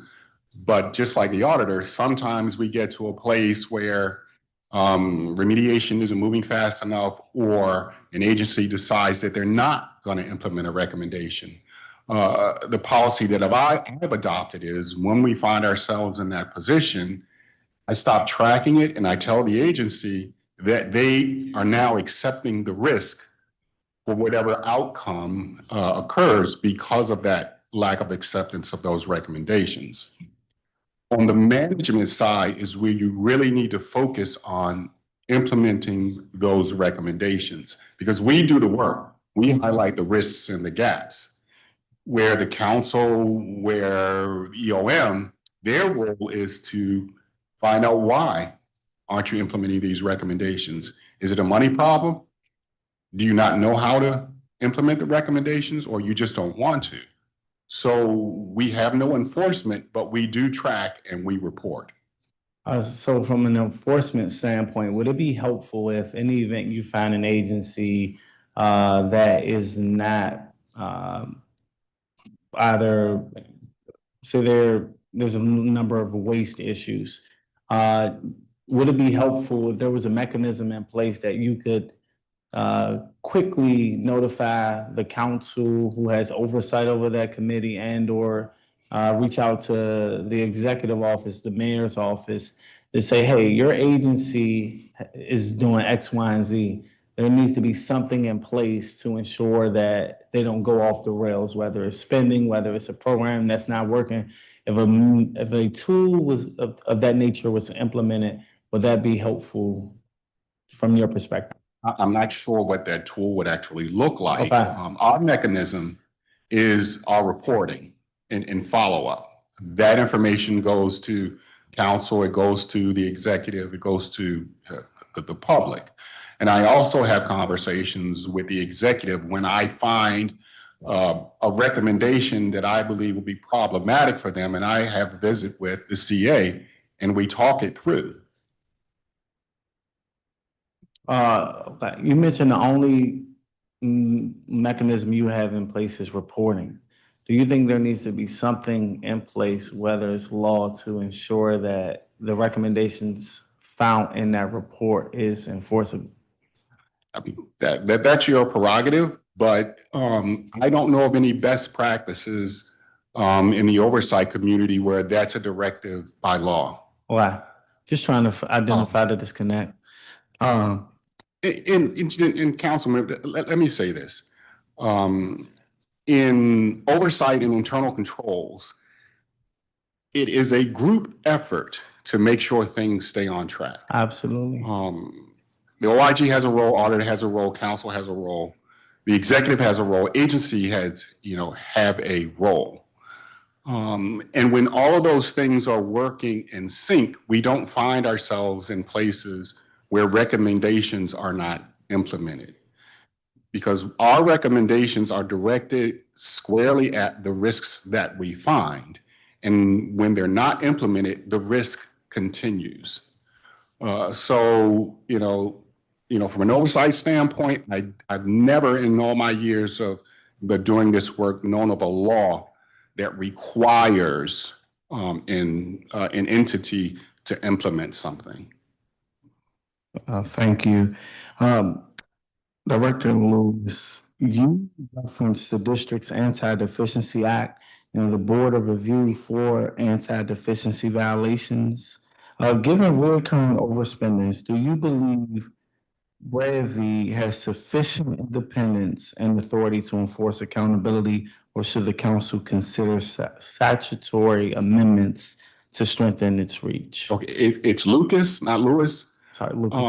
And yes, they have the authority that they need. It's Okay. how they execute that authority and how they implement their processes, which looks like we need some work there.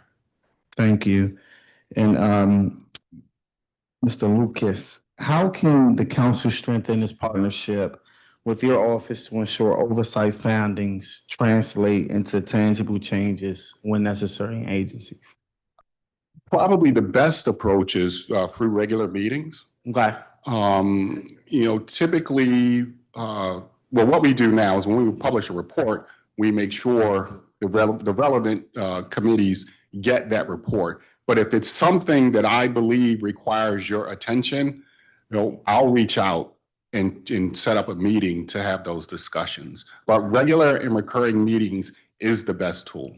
What is the current cadence for meetings in the event that you had to do a report on an agency? I don't have a cadence with all council members. I have a cadence with my oversight chair and the chairman. Okay. And then I'll meet with various other council members when the need arises. Got you.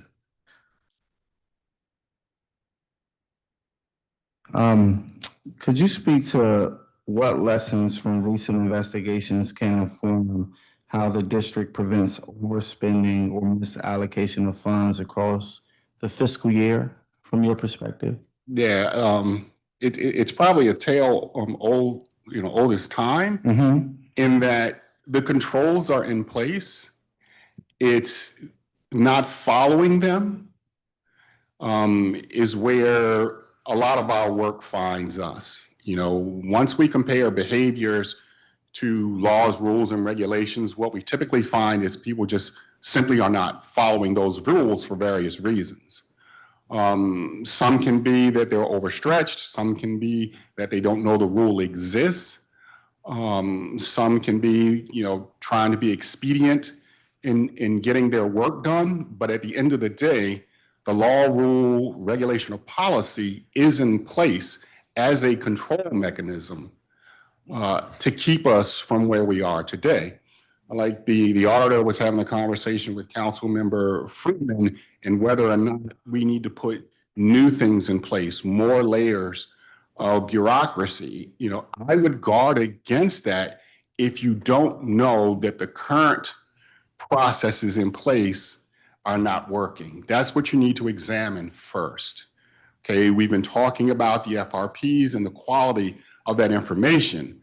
Perhaps if the quality were improved, then you would know sooner when there's a problem on the horizon, as opposed to creating a brand new structure, that may eventually, where you find you're again receiving information that is not of the highest quality.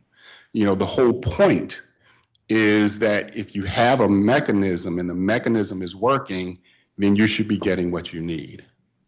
Earlier, you heard me ask the auditor about how she monitors duplicative services. Could you speak to how your office coordinates with the auditor and internal agency inspectors to prevent duplicative or overlapping reviews? We meet on an annual basis prior to the release of our plans. And throughout the year, we collaborate on different things.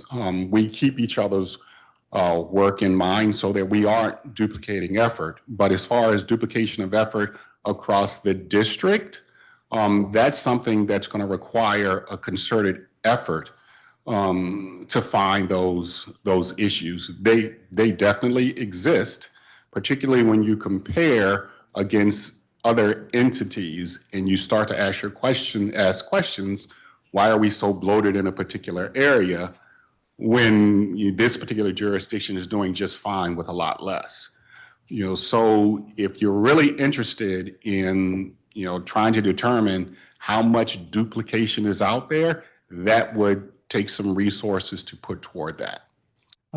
You mentioned earlier the different roles that various agencies play. From your perspective, what would a more unified citywide accountability framework between your office, the auditor, and agencies like the CFO look like? What would it look like? It would probably help in regard to the topic today. But one of the things that I'm sure the auditor does is to be mindful of their particular lane. We don't want to, if you will, kind of cross-contaminate in the oversight environment. But coordination is a good thing. And this is something that my office was exploring, particularly as it relates to the internal oversight entities that we have across the district.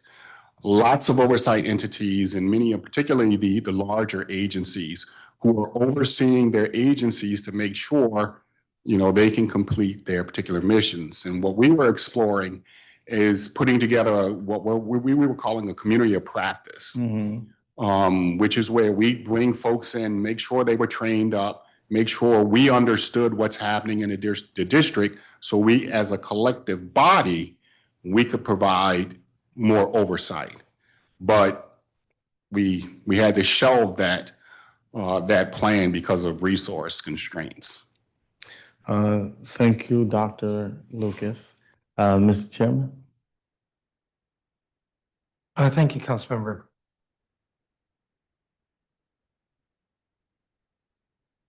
So I'm going to ask some questions that some of it I've touched on already, but asking it differently, I think that gets a fuller picture of what your answers are. So I think I want to start with this, which is, what is the, no, I'll start with this. So the auditor, in your testimony, you described agency overspending as, quote, standard budget execution, unquote. Why do you say that? What does that mean?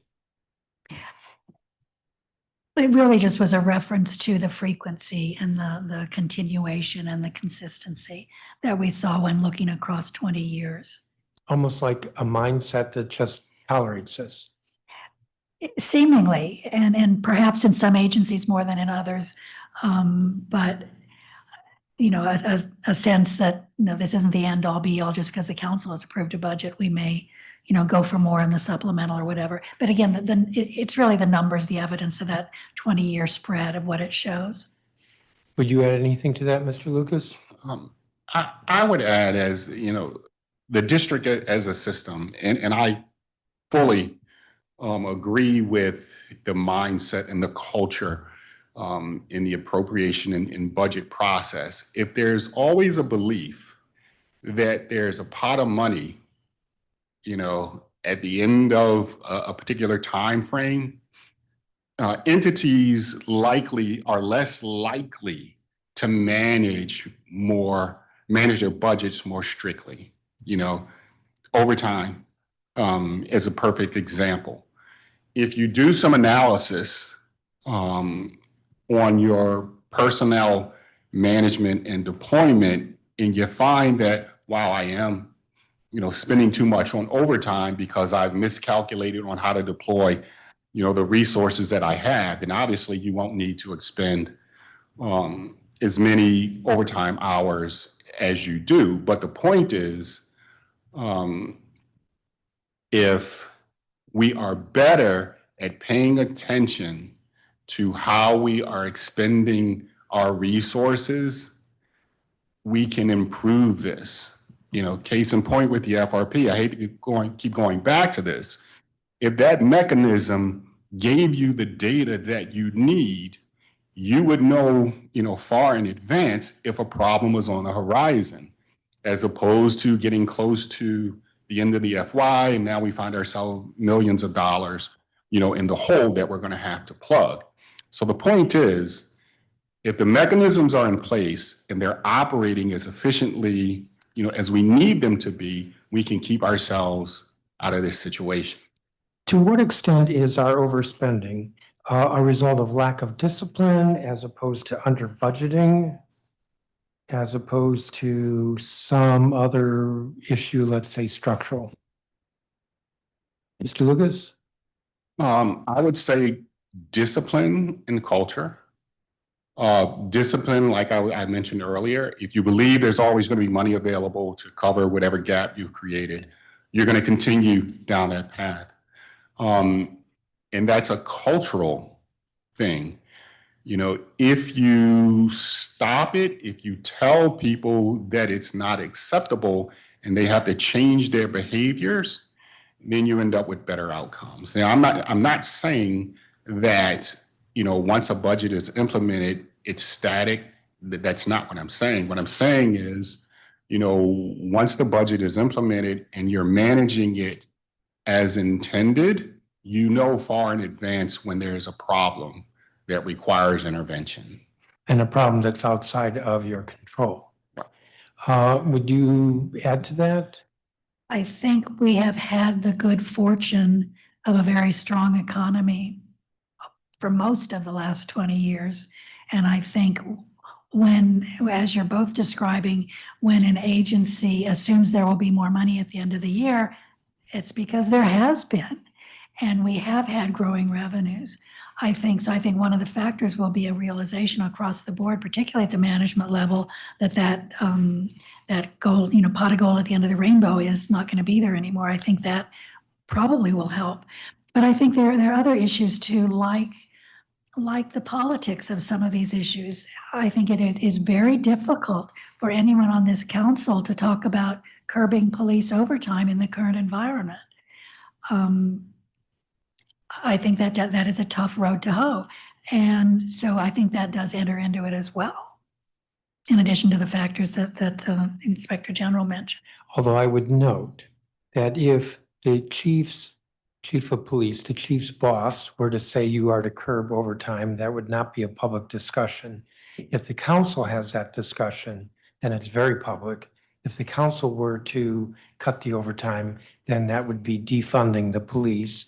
That's what we hear from members of Congress. So there's a difference there. Acknowledging what you're saying about the politics, there is another way to approach this. So I know we've touched on this, but I'm going to ask it this way. What controls are available to the CFO to manage overspending? Who wants to go first? I think the CFO, I think we've cited them. The CFO can use that apportionment authority. And again, as I say, I don't know how those conversations proceed today, because if there really are spending plans, if there really are waivers, that's something that I hope this committee will get to the bottom of when the CFO testifies. So I would like to know more about that. But I think we've also discussed making the FRP process a much more serious endeavor. And the CFO drives that. I sign an FRP on a quarterly basis for my agency. If a CFO kicks that back and doesn't believe it, that's a discipline of a sort, and the CFO can do that. And I don't think does. So those are a couple of things that I think could be done. Mr. Lucas? I don't have anything to add to that, Chair.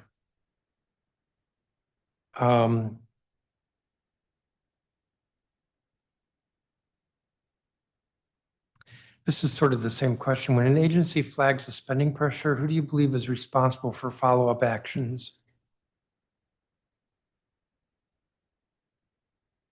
All of the above. I mean, the agency themselves, their respective deputy mayor, city administrator, mayor, and then sort of go over on the other side, the CFO. And we've got an enormous CFO staff with folks with expertise, AFOs and deputy CFOs over every agency. I mean, they also have a role in this council and its oversight committees.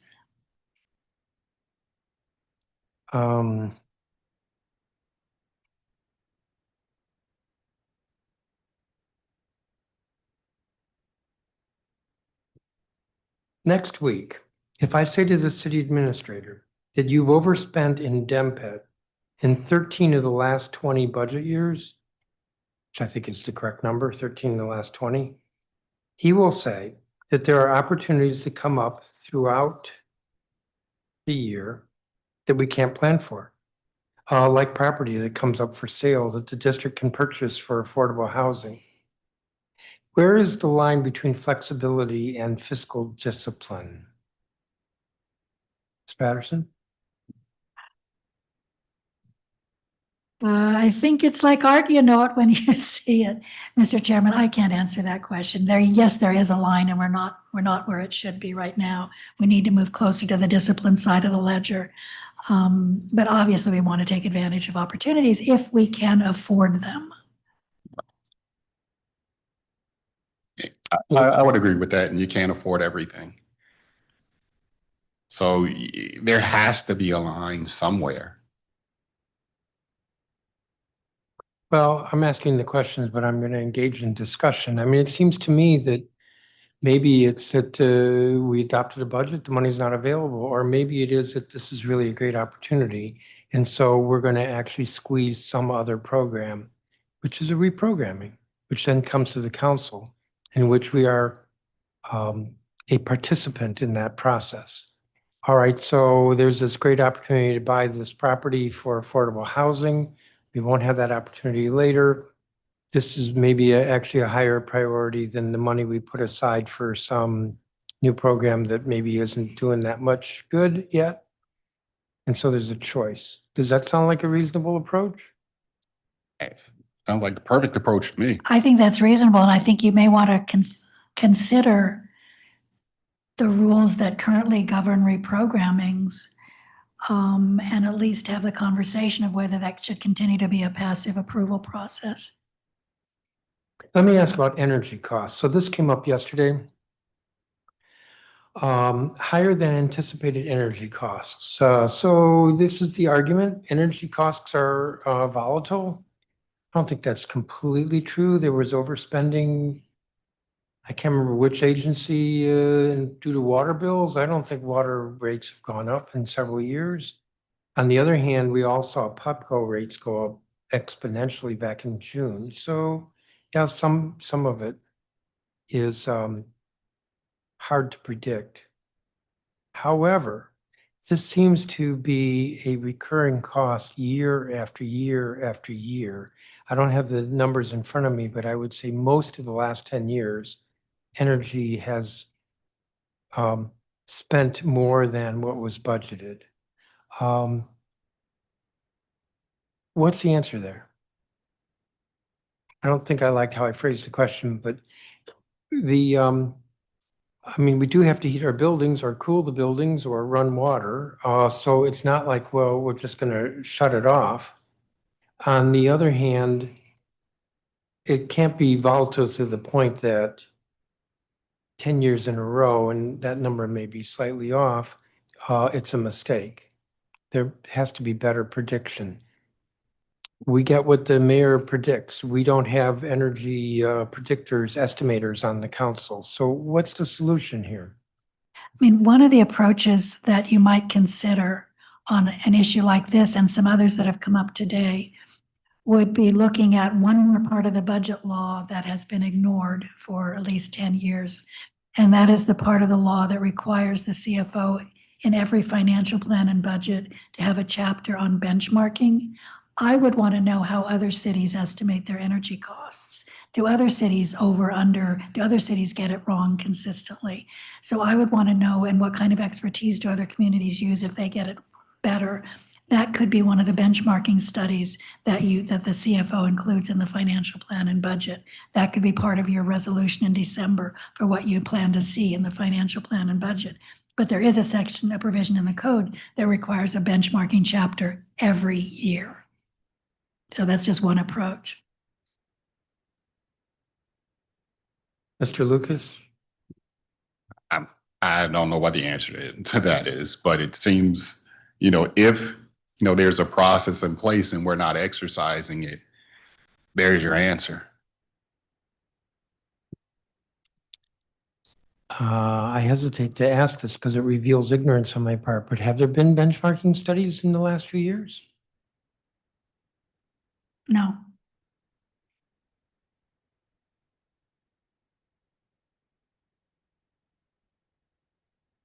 Interesting. Have either of you looked at the validity of contingency draws? Now, that's a little bit loaded the way I phrase that. Maybe there's a different word, but the contingency reserves are to be drawn for, I think it's for unanticipated and non-recurring purposes. Have either of you done any analysis of contingency draws? We have a GAGAS audit in the works right now that'll be out by the end of the year, looking at our utilization of reserves and whether we're using them according to law. So I think that'll provide an awful lot of good information to answer that question. And that'll be by when? The end of the year. Meaning December 31st. Mr. Lucas? No, we have not.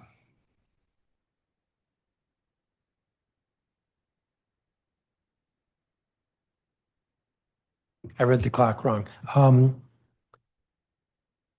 I think, Mr. Felder, you came in first, even though you weren't here the last round, which is why I recognize Mr. Fruman first. Mr. Felder. Thank you, Mr. Chairman. Matt, are you okay? Okay, you sure? Okay, all right. Both of you guys can answer this question.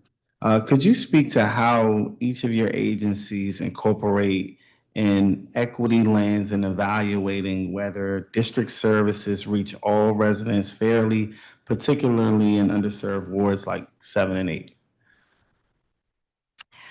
One of the first parts of our process is something we call a planning and scoping meeting. And it's where the audit team that has the topic they're going to work on, they've done some preliminary research, and they have this meeting with the entire staff to walk through what it is they plan to do. We have some questions that we ask ourselves in that discussion, and one of them is there an equity lens to bring to this topic here in the District of Columbia? So we have that conversation, try to have it at the front end of an audit process. Sometimes the answer is yes, sometimes the answer is no.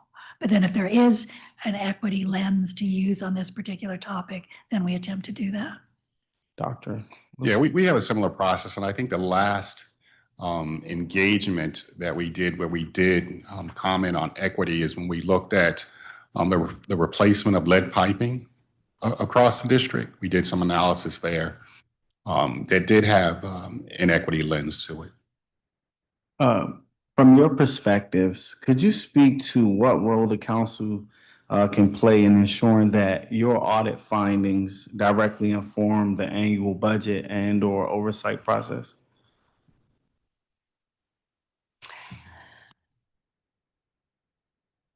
I can repeat the question. The way we follow up, I think, is through our annual recommendation compliance report. And we put out a report in January of each year, going back over audits that have been published within the last 3-year cycle.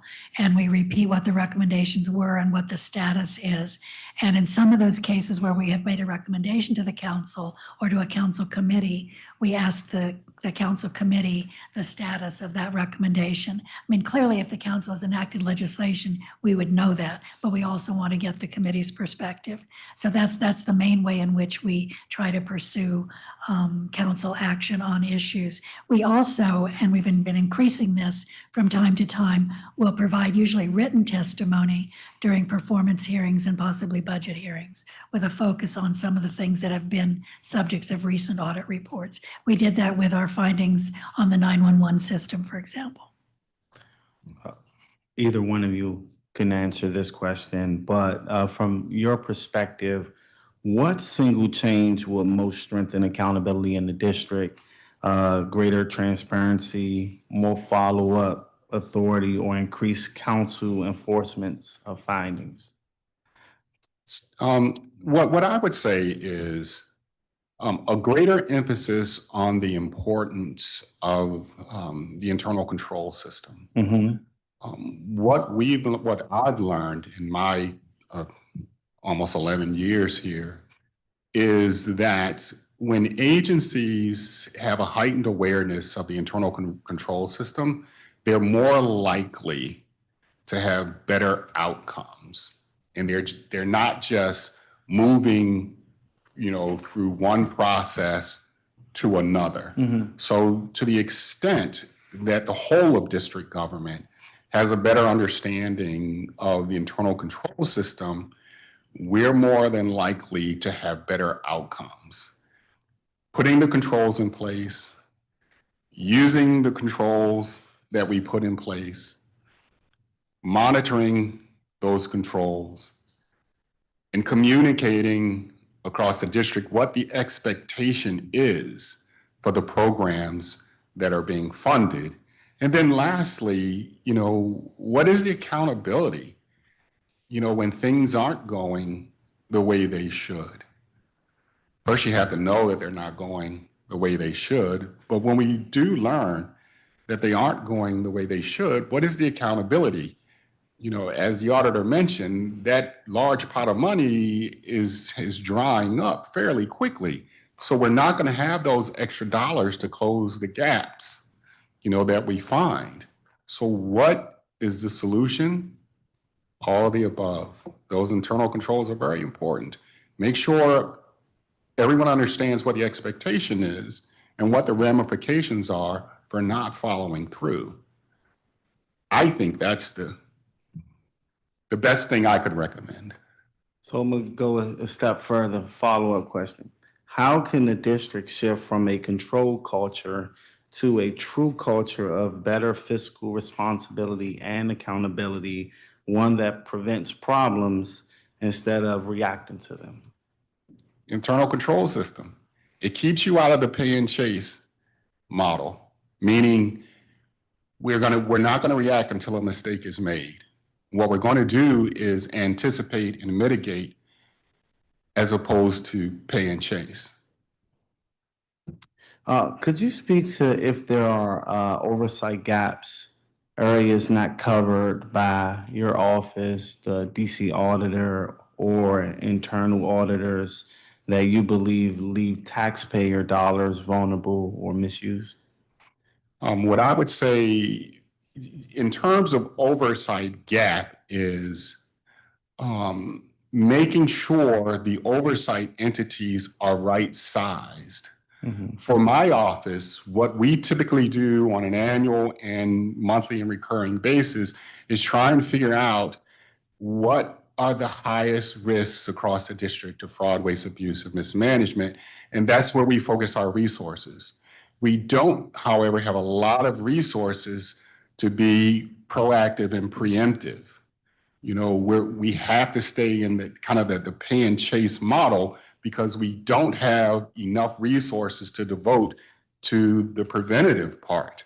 For example, our ICAP program, we pull resources out of our quality management division to run our ICAP program. And what the ICAP will do for you is we sit down with agencies and we teach them what the framework is all about and make sure they understand what it can do for them to make sure they're meeting their mission. You know, they can report financially and they can make sure people aren't stealing resources. Could you speak to what additional either staffing resources or just resources as a whole that your office needs to be more proactive? Sure. I don't have the number in front of me, but I can definitely provide you that information. Councilmember, can I speak to that? Absolutely. Those two questions. Yes. I think one of the things that we don't do enough of is evaluate our programs for their value. What are we getting for the dollars expended? And I think this is in the work that our offices do, in the work that the council does, in the work that the executive does. And one of the ways to think about that is if you are implementing a new approach to an issue or a new program or something that you want to try because it is a critically important issue to address, one of the things to think about is to build into that program an evaluation of that program or an ongoing way of measuring that program or an ongoing requirement that this will have its own internal performance indicators. How will we know if this is working? And have that be part of and who will tell us if it's working, and have that be part of the conversation that we have anytime anyone wants to initiate a new program. And that's something that we find discussed at some of the conferences we go to sort of build in an evaluation mindset, but also sometimes an evaluation resources. And my final question, and neither one of you can answer this. Given the scale of the district's operations, are there emerging oversight tools such as AI-based risk analysis or expenditure trackings that could be implemented to improve early detections of waste, fraud, or duplication in services? The short answer is yes. And this is something that, you know, my office is in the process, you know, of evaluating. The district sits on top of so much data that you can set up, you know, the analytics to forecast where problems will occur. But obviously you need, you know, the resources to run a program like that. We do it in some limited circumstances. Try to do some predictive analytics, try to do some big data analysis to find out where the problems are. So the answer is yes to all of the above. You know, moving toward, that's where the future is. You know, go ahead. Oh, and one thing I would add to that is one very specific thing that I think would improve the ability to address some of the issues we're talking about today. I included in my testimony is making sure that council staff are trained on use of the new of the district's integrated financial system. Something I talked about at the last breakfast meeting I attended and shared with you all that we had contracted for that training for my staff, for the analysts and auditors in my staff, and it's been very, very helpful. So even some of my testimony today was from pulling data from DIPS earlier this week on some expenditure issues. It's not it may seem like rocket science, but it's not. And it is a system that everybody can learn to use so that your staff can themselves go into the system and find out what is the current status of overtime at agency A or B today. And So I would Can encourage I, that. just let me add one point to that, council member. The quality of that data that you're going to be analyzing is very important. If the quality of the data isn't good, it's going to be useless, to you. And this is something that my office has pointed out in several of our engagements. Is the quality of the data in some of our systems is just inconsistent, and you can't really use it to do the things that you're imagining. Thank you, Dr. Lucas, and thank you, Ms. Patterson. Mr. Chairman? Thank you, Councilmember. Councilmember Freeman? Thank you, Chairman Mendelson. Hopefully just a couple of things. You both talked about overtime. Inspector Lucas, you talked also about P-card. And P-cards was a thing that we focused a lot on in the oversight process. But I mean, and more discipline around P-card usage, very important. But is the scale of it, how meaningfully does it impact the problem of overspending? To the extent that P-card holders and agencies aren't following through on the process, that is making a purchase and properly accounting for the purchase, you could be misled in terms of where money actually is. And that's what's been uncovered, I believe, in several of our ACFR audits. We are starting a new P-card audit, so if there's anything specific that you think we should be focusing on, we can have a follow-up conversation.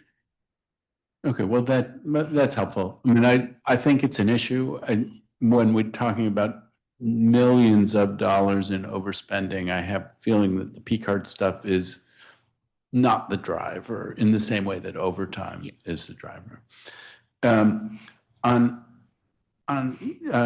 Auditor Patterson, you talked about unfunded, in your comparison, in your evaluation of FTE growth, you talked about unfunded, unfillable FTEs. Talk to me about what you're referring to there. I mean, I see funded, unfilled FTEs, but how do unfunded, unfillable FTEs fit into your comparison of FTE growth? Most of the FTE growth, the work that we have done, we focused on filled because we focused on the dollars. But the point the point in my written testimony about just looking at FTE growth without checking whether it's funded or unfunded isn't sometimes very fruitful, because there has been a tendency over time for agencies to hold on to FTEs that they're never going to fill and they're never going to fund. And so that's one of the things that I think we should probably district-wide do some kind of a cleanup. If you have FTEs that you're never going to fund, I actually went through this with my own agency. We've carried up to maybe 40 some FTEs and have never had more than 32 on our staff. And so finally this year, we're sort of trying to right-size the number of FTEs in the budget book. I mean, maybe I got hung up on unfunded. They're in the budget. They're funded in the budget, but they're not paid out. When we get the budget, it might have for an agency 40 FTEs, and there is a budget amount for each of those FTEs. Now that agency might only have 30 employees, so they have 10 employees 10 vacancies, but they're accounted for in the budget. It gives a pad to their budget, and sometimes we'll take away an FTE because we'll say, oh, this is a position that hasn't been filled for a year and a half. It's not going to get filled. So we take it out of the budget, but they're funded. Are there FTEs that are not funded in the budget? I thought there were. There certainly have been in my budget. They're not funded in something I'll have to look into more closely. Okay, yeah, I was confused because I think if there's an FTE that's assigned to the agency that it's budgeted for, doesn't mean that money gets spent on that FTE. Okay. Just for you to know, the other thing that I can share with you is I think some of the staff want to keep FTEs that we're never going to fund and fill because it is so hard to get a new FTE number. I've been told that. I don't know if it's true. There are unfunded FTEs. And Not every agency, but there are some unfunded FTEs. what's the scale of that? I don't know. Okay. Okay, so, Auditor Patterson, you have no reticence about taking on sacred cows. So you talked about MPD, and I'm not going I hear you on that and the use of overtime, the number of officers who are necessary. You also talk a fair bit about the work that you did on DCPS. And really grateful for the work that you did on DCPS. I have to say that it was the finding about the shift inside of central office from lower level employees to higher level employees that I found the most compelling. One of the things about the kind of stepping back and saying, okay, there's been growth from of such and such percentage since 2005. Question is, were we spending properly in 2005? Is that growth in spending that fixes a problem, or is that growth in spending that reflects waste? And I actually think it's growth in spending that has helped to address problems, in that we don't have excess employees. I thought that your study showed that we didn't necessarily have that excess employees in central, but I also think it showed, I think we don't have excess employees in schools. Do you think the growth in spending inside of DCPS suggests that we have more employees inside of schools than we should? I think the growth in spending and the growth in staff indicates that we have more grown-ups than we need. That is not to say where they are located. But the number that I found most compelling in that report is the change in the teacher-pupil relationship. We have, maybe the numbers weren't good, maybe the numbers weren't good then, maybe the numbers weren't good now, but we dropped from 19 to 17 the number of students per general education teacher. That's not to say all those general education teachers are in the classroom, but they're in the system as general education teachers. It's a 2-student change, but across a big school system, that's huge. I'm not sure we see value reflecting that big a change in the educational outcomes. We've gone from roughly 13,000 per child to 25,000 per child since I left the council. That's extraordinary. And it is because we value public education, and it's because we've had the money. But are we getting that much value from 13,000 to 25,000? I don't think so. But having said that, I think how you approach it and how you look at that will have to be very, very complex. Yeah, I mean, I think that, many of us are watching this pretty closely, and more on the 13 to 25, and you acknowledge this, there's inflation adjustment, there's all kinds of different things that go into it. But also, do we have too many adults under the roof at our schools? This may be a place where we disagree. And the move from 19 to 17, that can be that we're offering more kinds of options in schools, and then you get to smaller class sizes, and that may be a good thing. So there's. But you know, as I do, that the class size differentials when you get down to 10.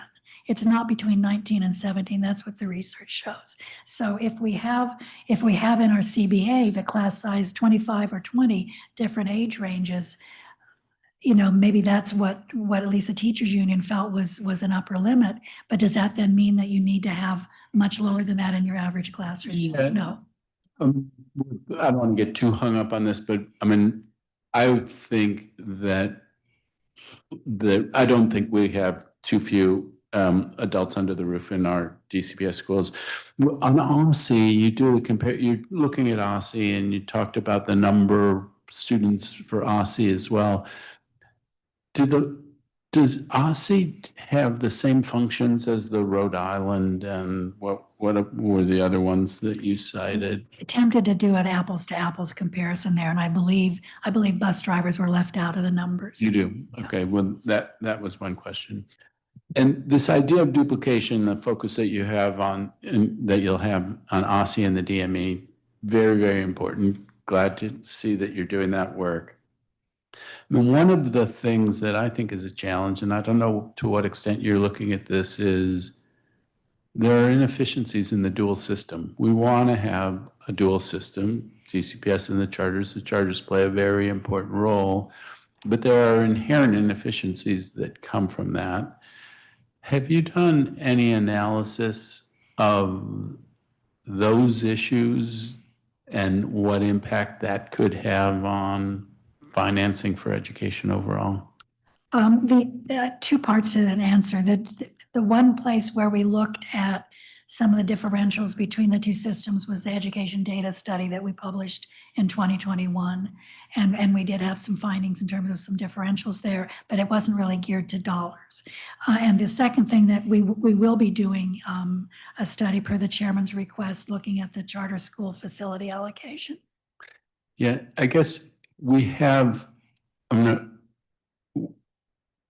would be curious, what is the cost of, we have the Public Charter School Board, we have every LEA has its own kinds of functions that it needs to meet. DCPS has an inventory of buildings, some of which are not filled efficiently. How much more does it cost us to operate a dual system than a single system? And we're not going to a single system, but I think planning for how we're going to operate a dual system, there have to be economic efficiencies that could come from planning. And I don't know whether you've looked at that or could be interested in looking at that. The only part of that we have looked at was something I also believe the chairman asked us to do several years ago, which was to look at the facilities master plan to see if it comported with council requirements, and it very clearly did not. We still don't have what I would call a plan. We have publications, but they're not a plan. On that cheery note, I'm going to call it a day. Thank you very much to both of you for your testimony. Thank you, Councilmember.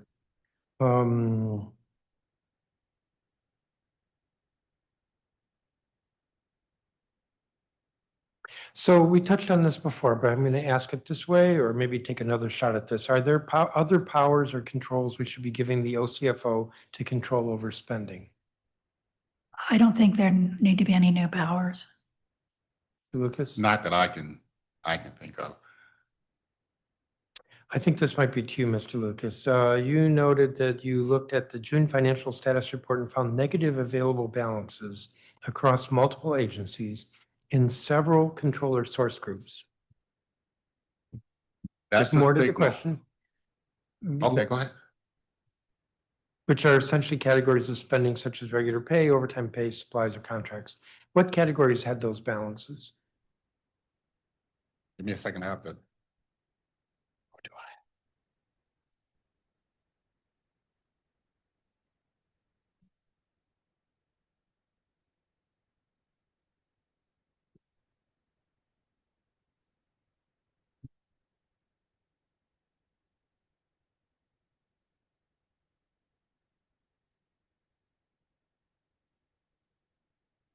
thought they were in my testimony, Chairman, but they're not.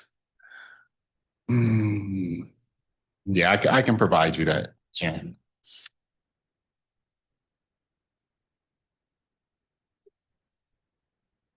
Okay. Yeah, rather than dig through this, I'll provide it to you. Okay. You noted that multiple agencies had the same problem, indicating that, quote, broader systemic issues, unquote, may be indicated. What type of systemic issues might be implicated? It's everything that you've been talking about. This is what we call, a red flag when you see this, something is awry. I mean, it could be something, that's not a problem, that's easily solvable, but it could also mean something where we're trending toward anti-deficiency violations. But it's one of those tools, one of those red flags. When you see it, you should ask questions. They may already have a plan to remedy it, but it's something that requires questioning to understand why, you've already exceeded your budget. What's the plan to remediate it? Well, if an agency is struggling in a particular category of spending, yes, ask the question, why, what's going on here? But you noted that multiple agencies had the same problem, indicating broader systemic issues, which I assume meant cross-agency. Right. And the point is that are those agencies suffering from the same management issue? Meaning it's not just that an agency has a negative balance, but the broader problem is, you may have a systemic management problem that needs to be addressed. So you don't find yourself in that particular situation in a particular category or group of agencies. All right, I'm going to leave that there. Are there any relevant reports on controlling spending that your office, Mr. Lucas, is currently working on or is planning on working on soon? Yeah, I do believe we've got a few in the works. I would ask the same question of the auditor, except she's already noted that she's got various studies underway. Okay, we're in the process now of looking at human capital management to give us an idea of how DCHR is managing the human capital across the district, which could contribute to overspending. Capital. Information technology, augmentation contracts. Do we need to be spending that much money on the IT infrastructure, and is anyone monitoring those expenditures? Evaluation of District Department of Transportation's roadway, sidewalk, and trail maintenance. Again, are we spending the right money on those projects and in the periods that we should be spending them? And we have an ongoing audit looking at agencies spending toward the end of the fiscal year. There seems to be a lot of spending in the last few months of the fiscal year, suggesting that the need may not really be there for that spending. The spending is only being driven because the money is available. That's what we're going to be examining. Okay. Have either of you looked at the workforce investment account? I have not. The Workforce Investment Council or just Workforce Investment? There's a budget chapter agency in the budget that's workforce investment account. We have not looked at that specifically. I mean, we looked several years ago, at the summer jobs program. We've looked at, Yeah, no, but no, we that's- have not. That's different. How much money did it have this year, last year? Has hundreds of millions of dollars in it. It's non-lapsing and it also has continuing appropriation authority. That's not where the money is parked for collective bargaining agreements, is it? Oh, no, we haven't But looked. maybe for other purposes too, or I should say maybe for other uses too. But in any event, neither of you looked at that. Again, that's something that we cover in this 20-year review. We'll have information on how that has grown or been, what the spending has looked like. And that will be in the report that comes out in another week or two. It does seem to be another place where funds are parked. Well, I don't want to say that on the record. Give me a second here.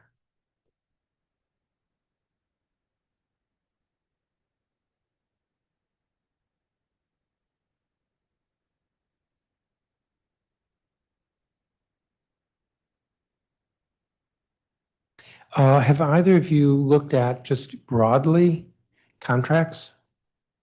So for instance, now this hearing is about overspending.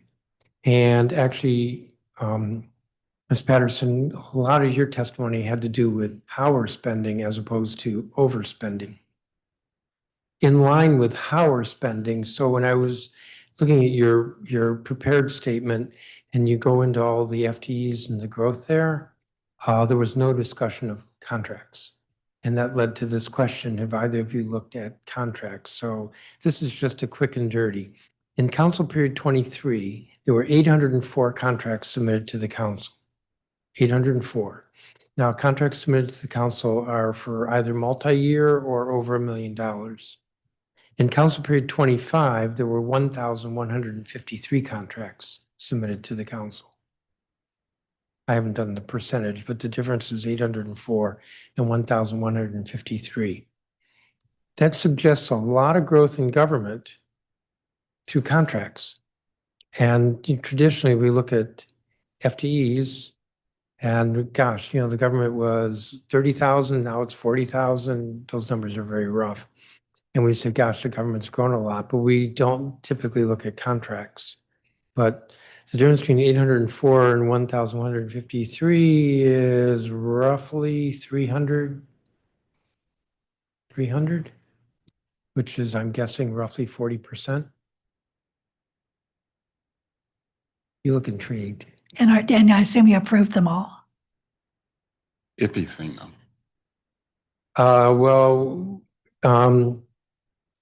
Yeah. In terms of what we've not looked at the proliferation of contracts. We do have an audit in the works looking at the top money getters from the district government, top vendors, to look at the competition in a sample of contracts. But that really doesn't get to the number that you're talking about. Yeah, and actually the note that I have says it doesn't include retroactive contracts, which Okay. are also called tipping contracts. What are you trying? Oh, I can forward that to you. Let me see, I think I may have a few more questions.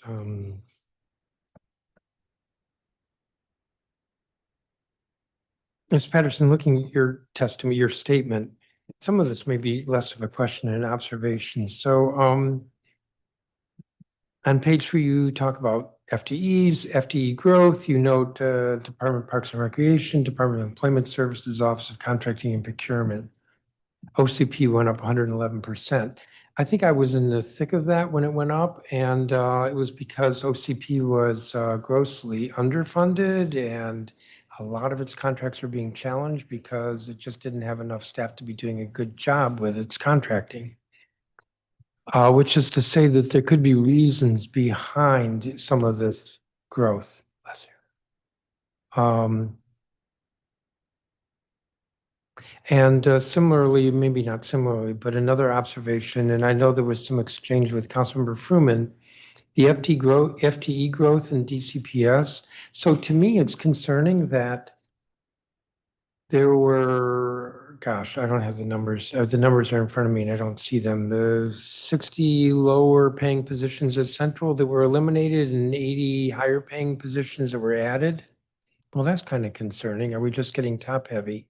But then a lot of the new positions went to schools, and I don't know that there's a single school that would say it has enough staff.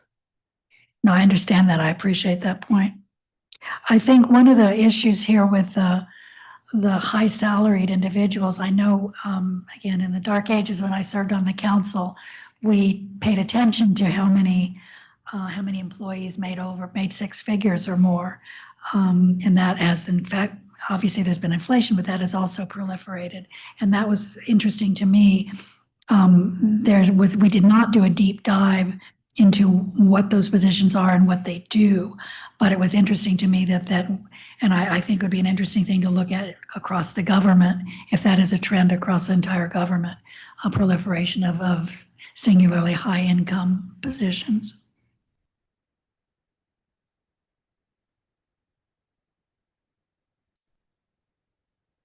Another challenge to you, and you brought this up in your oral statement as well, is the ratio of students and OSSI employees. But I'm not sure it's fair to compare OSSI at 1 for every 219 students with, pick a state, Mississippi at 900 to 1. Because you're comparing the state offices, and Mississippi has got probably a gazillion counties and cities and state boards. And even though a Board of Education is different than the Office of the State Superintendent, there's a lot of stuff that our Office of State Superintendent does that is probably done locally in other jurisdictions. Like what? Maybe the child care subsidy, maybe administering the PKEEP program, maybe doing the early child educator pay subsidy. Those are 3 that come to mind just because they're top of mind. I mean, the consultants sought to compare districts, OSSI DOT, excuse me, OSSI DOT running a school bus system. this did not include bus drivers. They sought to provide comparisons with similar entities, but I would have to go back into some of the backup documents to see what kinds of things they did to make sure they were doing Sure. comparing equals. But that is often a challenge we have, as you know, with comparing us with another state. Is we have city, county, state functions, and other states just have state functions. We also have an entirely urban populations at a different point, whereas other states have a rural population. And But again, we've seen FTE growth across the education sector, well beyond number of kids. So that's all education functions too. Yes. When we haven't combined the data from the different reports, but I would just make that observation.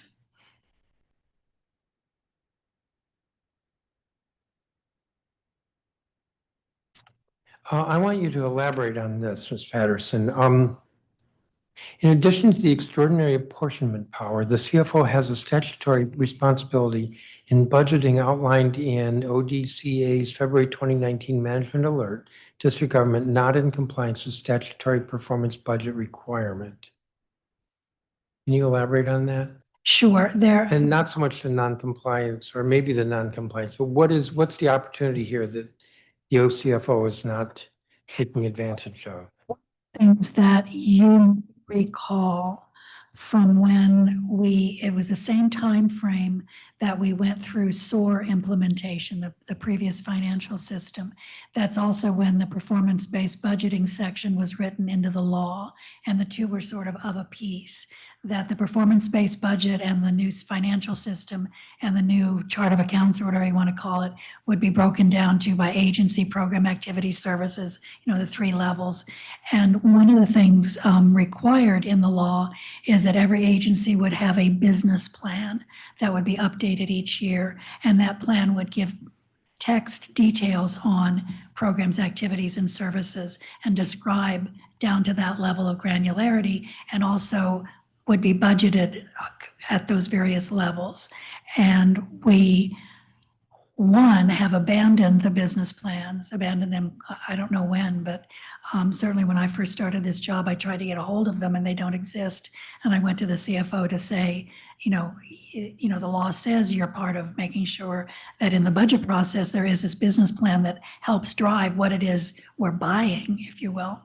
And the answer that I got was essentially, CFO has nothing to do with that. Go talk to the city administrator. And yet the law gives that to both entities, the OCFO. So that's just one example of something that's required in the performance-based budget section of the law, but the CFO doesn't take any role in. And yet it's supposed to underline the way our budget is structured. And what do you see the business plan as doing? There is I want to say a performance plan. We ask for it every year. Yeah, and you get the KPIs and the little check marks, and you can find them all on the CFO's website, but it's not tied to the budget at all. That was the whole point of the And performance. the business plan is Yes. tied to the budget. Yes. So again, was supposed to be. And I have business plans from my last couple of years on the council, but I don't know that they are available. They're certainly not available now. Mr. Lucas, anything you want to add to that? No. Give me a second.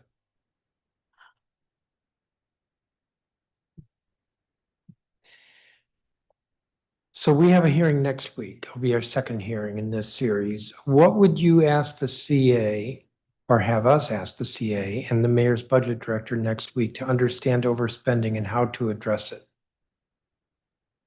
Ms. Patterson.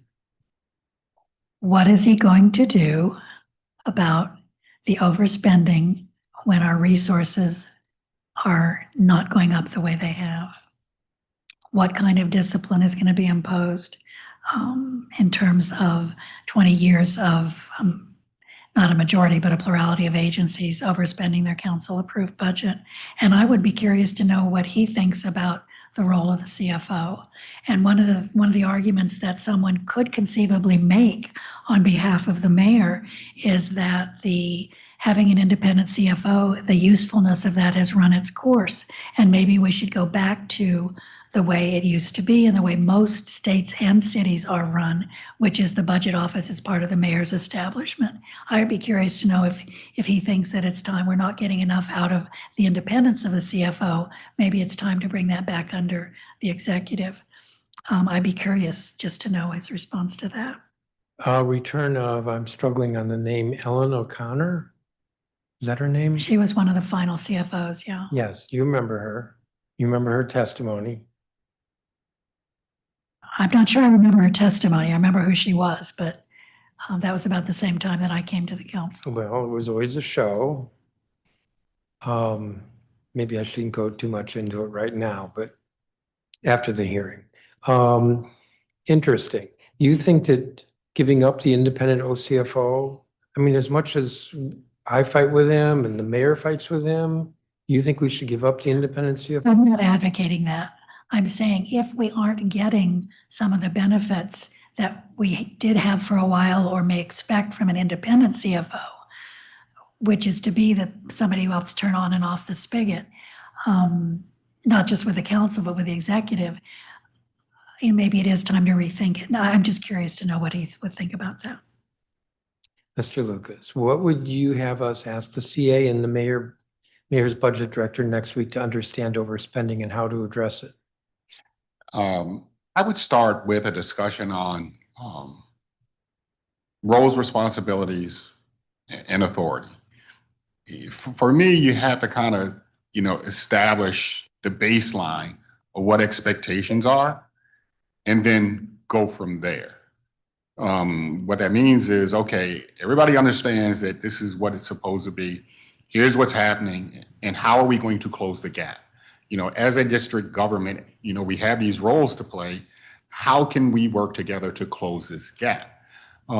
Because we can't continue to go down the road of it's your responsibility or it's your responsibility. We all collectively own some of, the responsibility to oversee, spending and call it out when we see it. But I think fundamentally, the foundation has to be reset.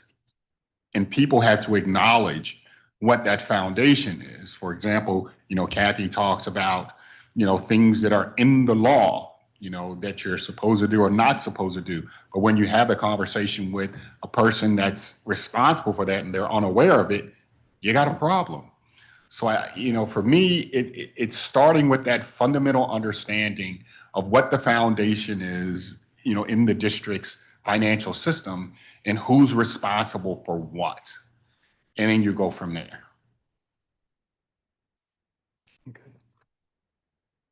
Thank you. That's it for questions from me. I exhausted all my colleagues. Thank you, each of you, for your testimony and your time. This has all been very helpful. The next hearing on this is going to be Tuesday, October 21st, starting at 3 p.m., assuming that the legislative meeting will end before then, which I think it will. Again, the topic is budget execution and agency overspending. These roundtables are limited to invited witnesses and agency representatives. However, anyone may submit written testimony. And if anyone wishes to, the record closes at 5:30 p.m. on Wednesday, November 12th, 2025. The time is 1:09 p.m. and this roundtable is adjourned.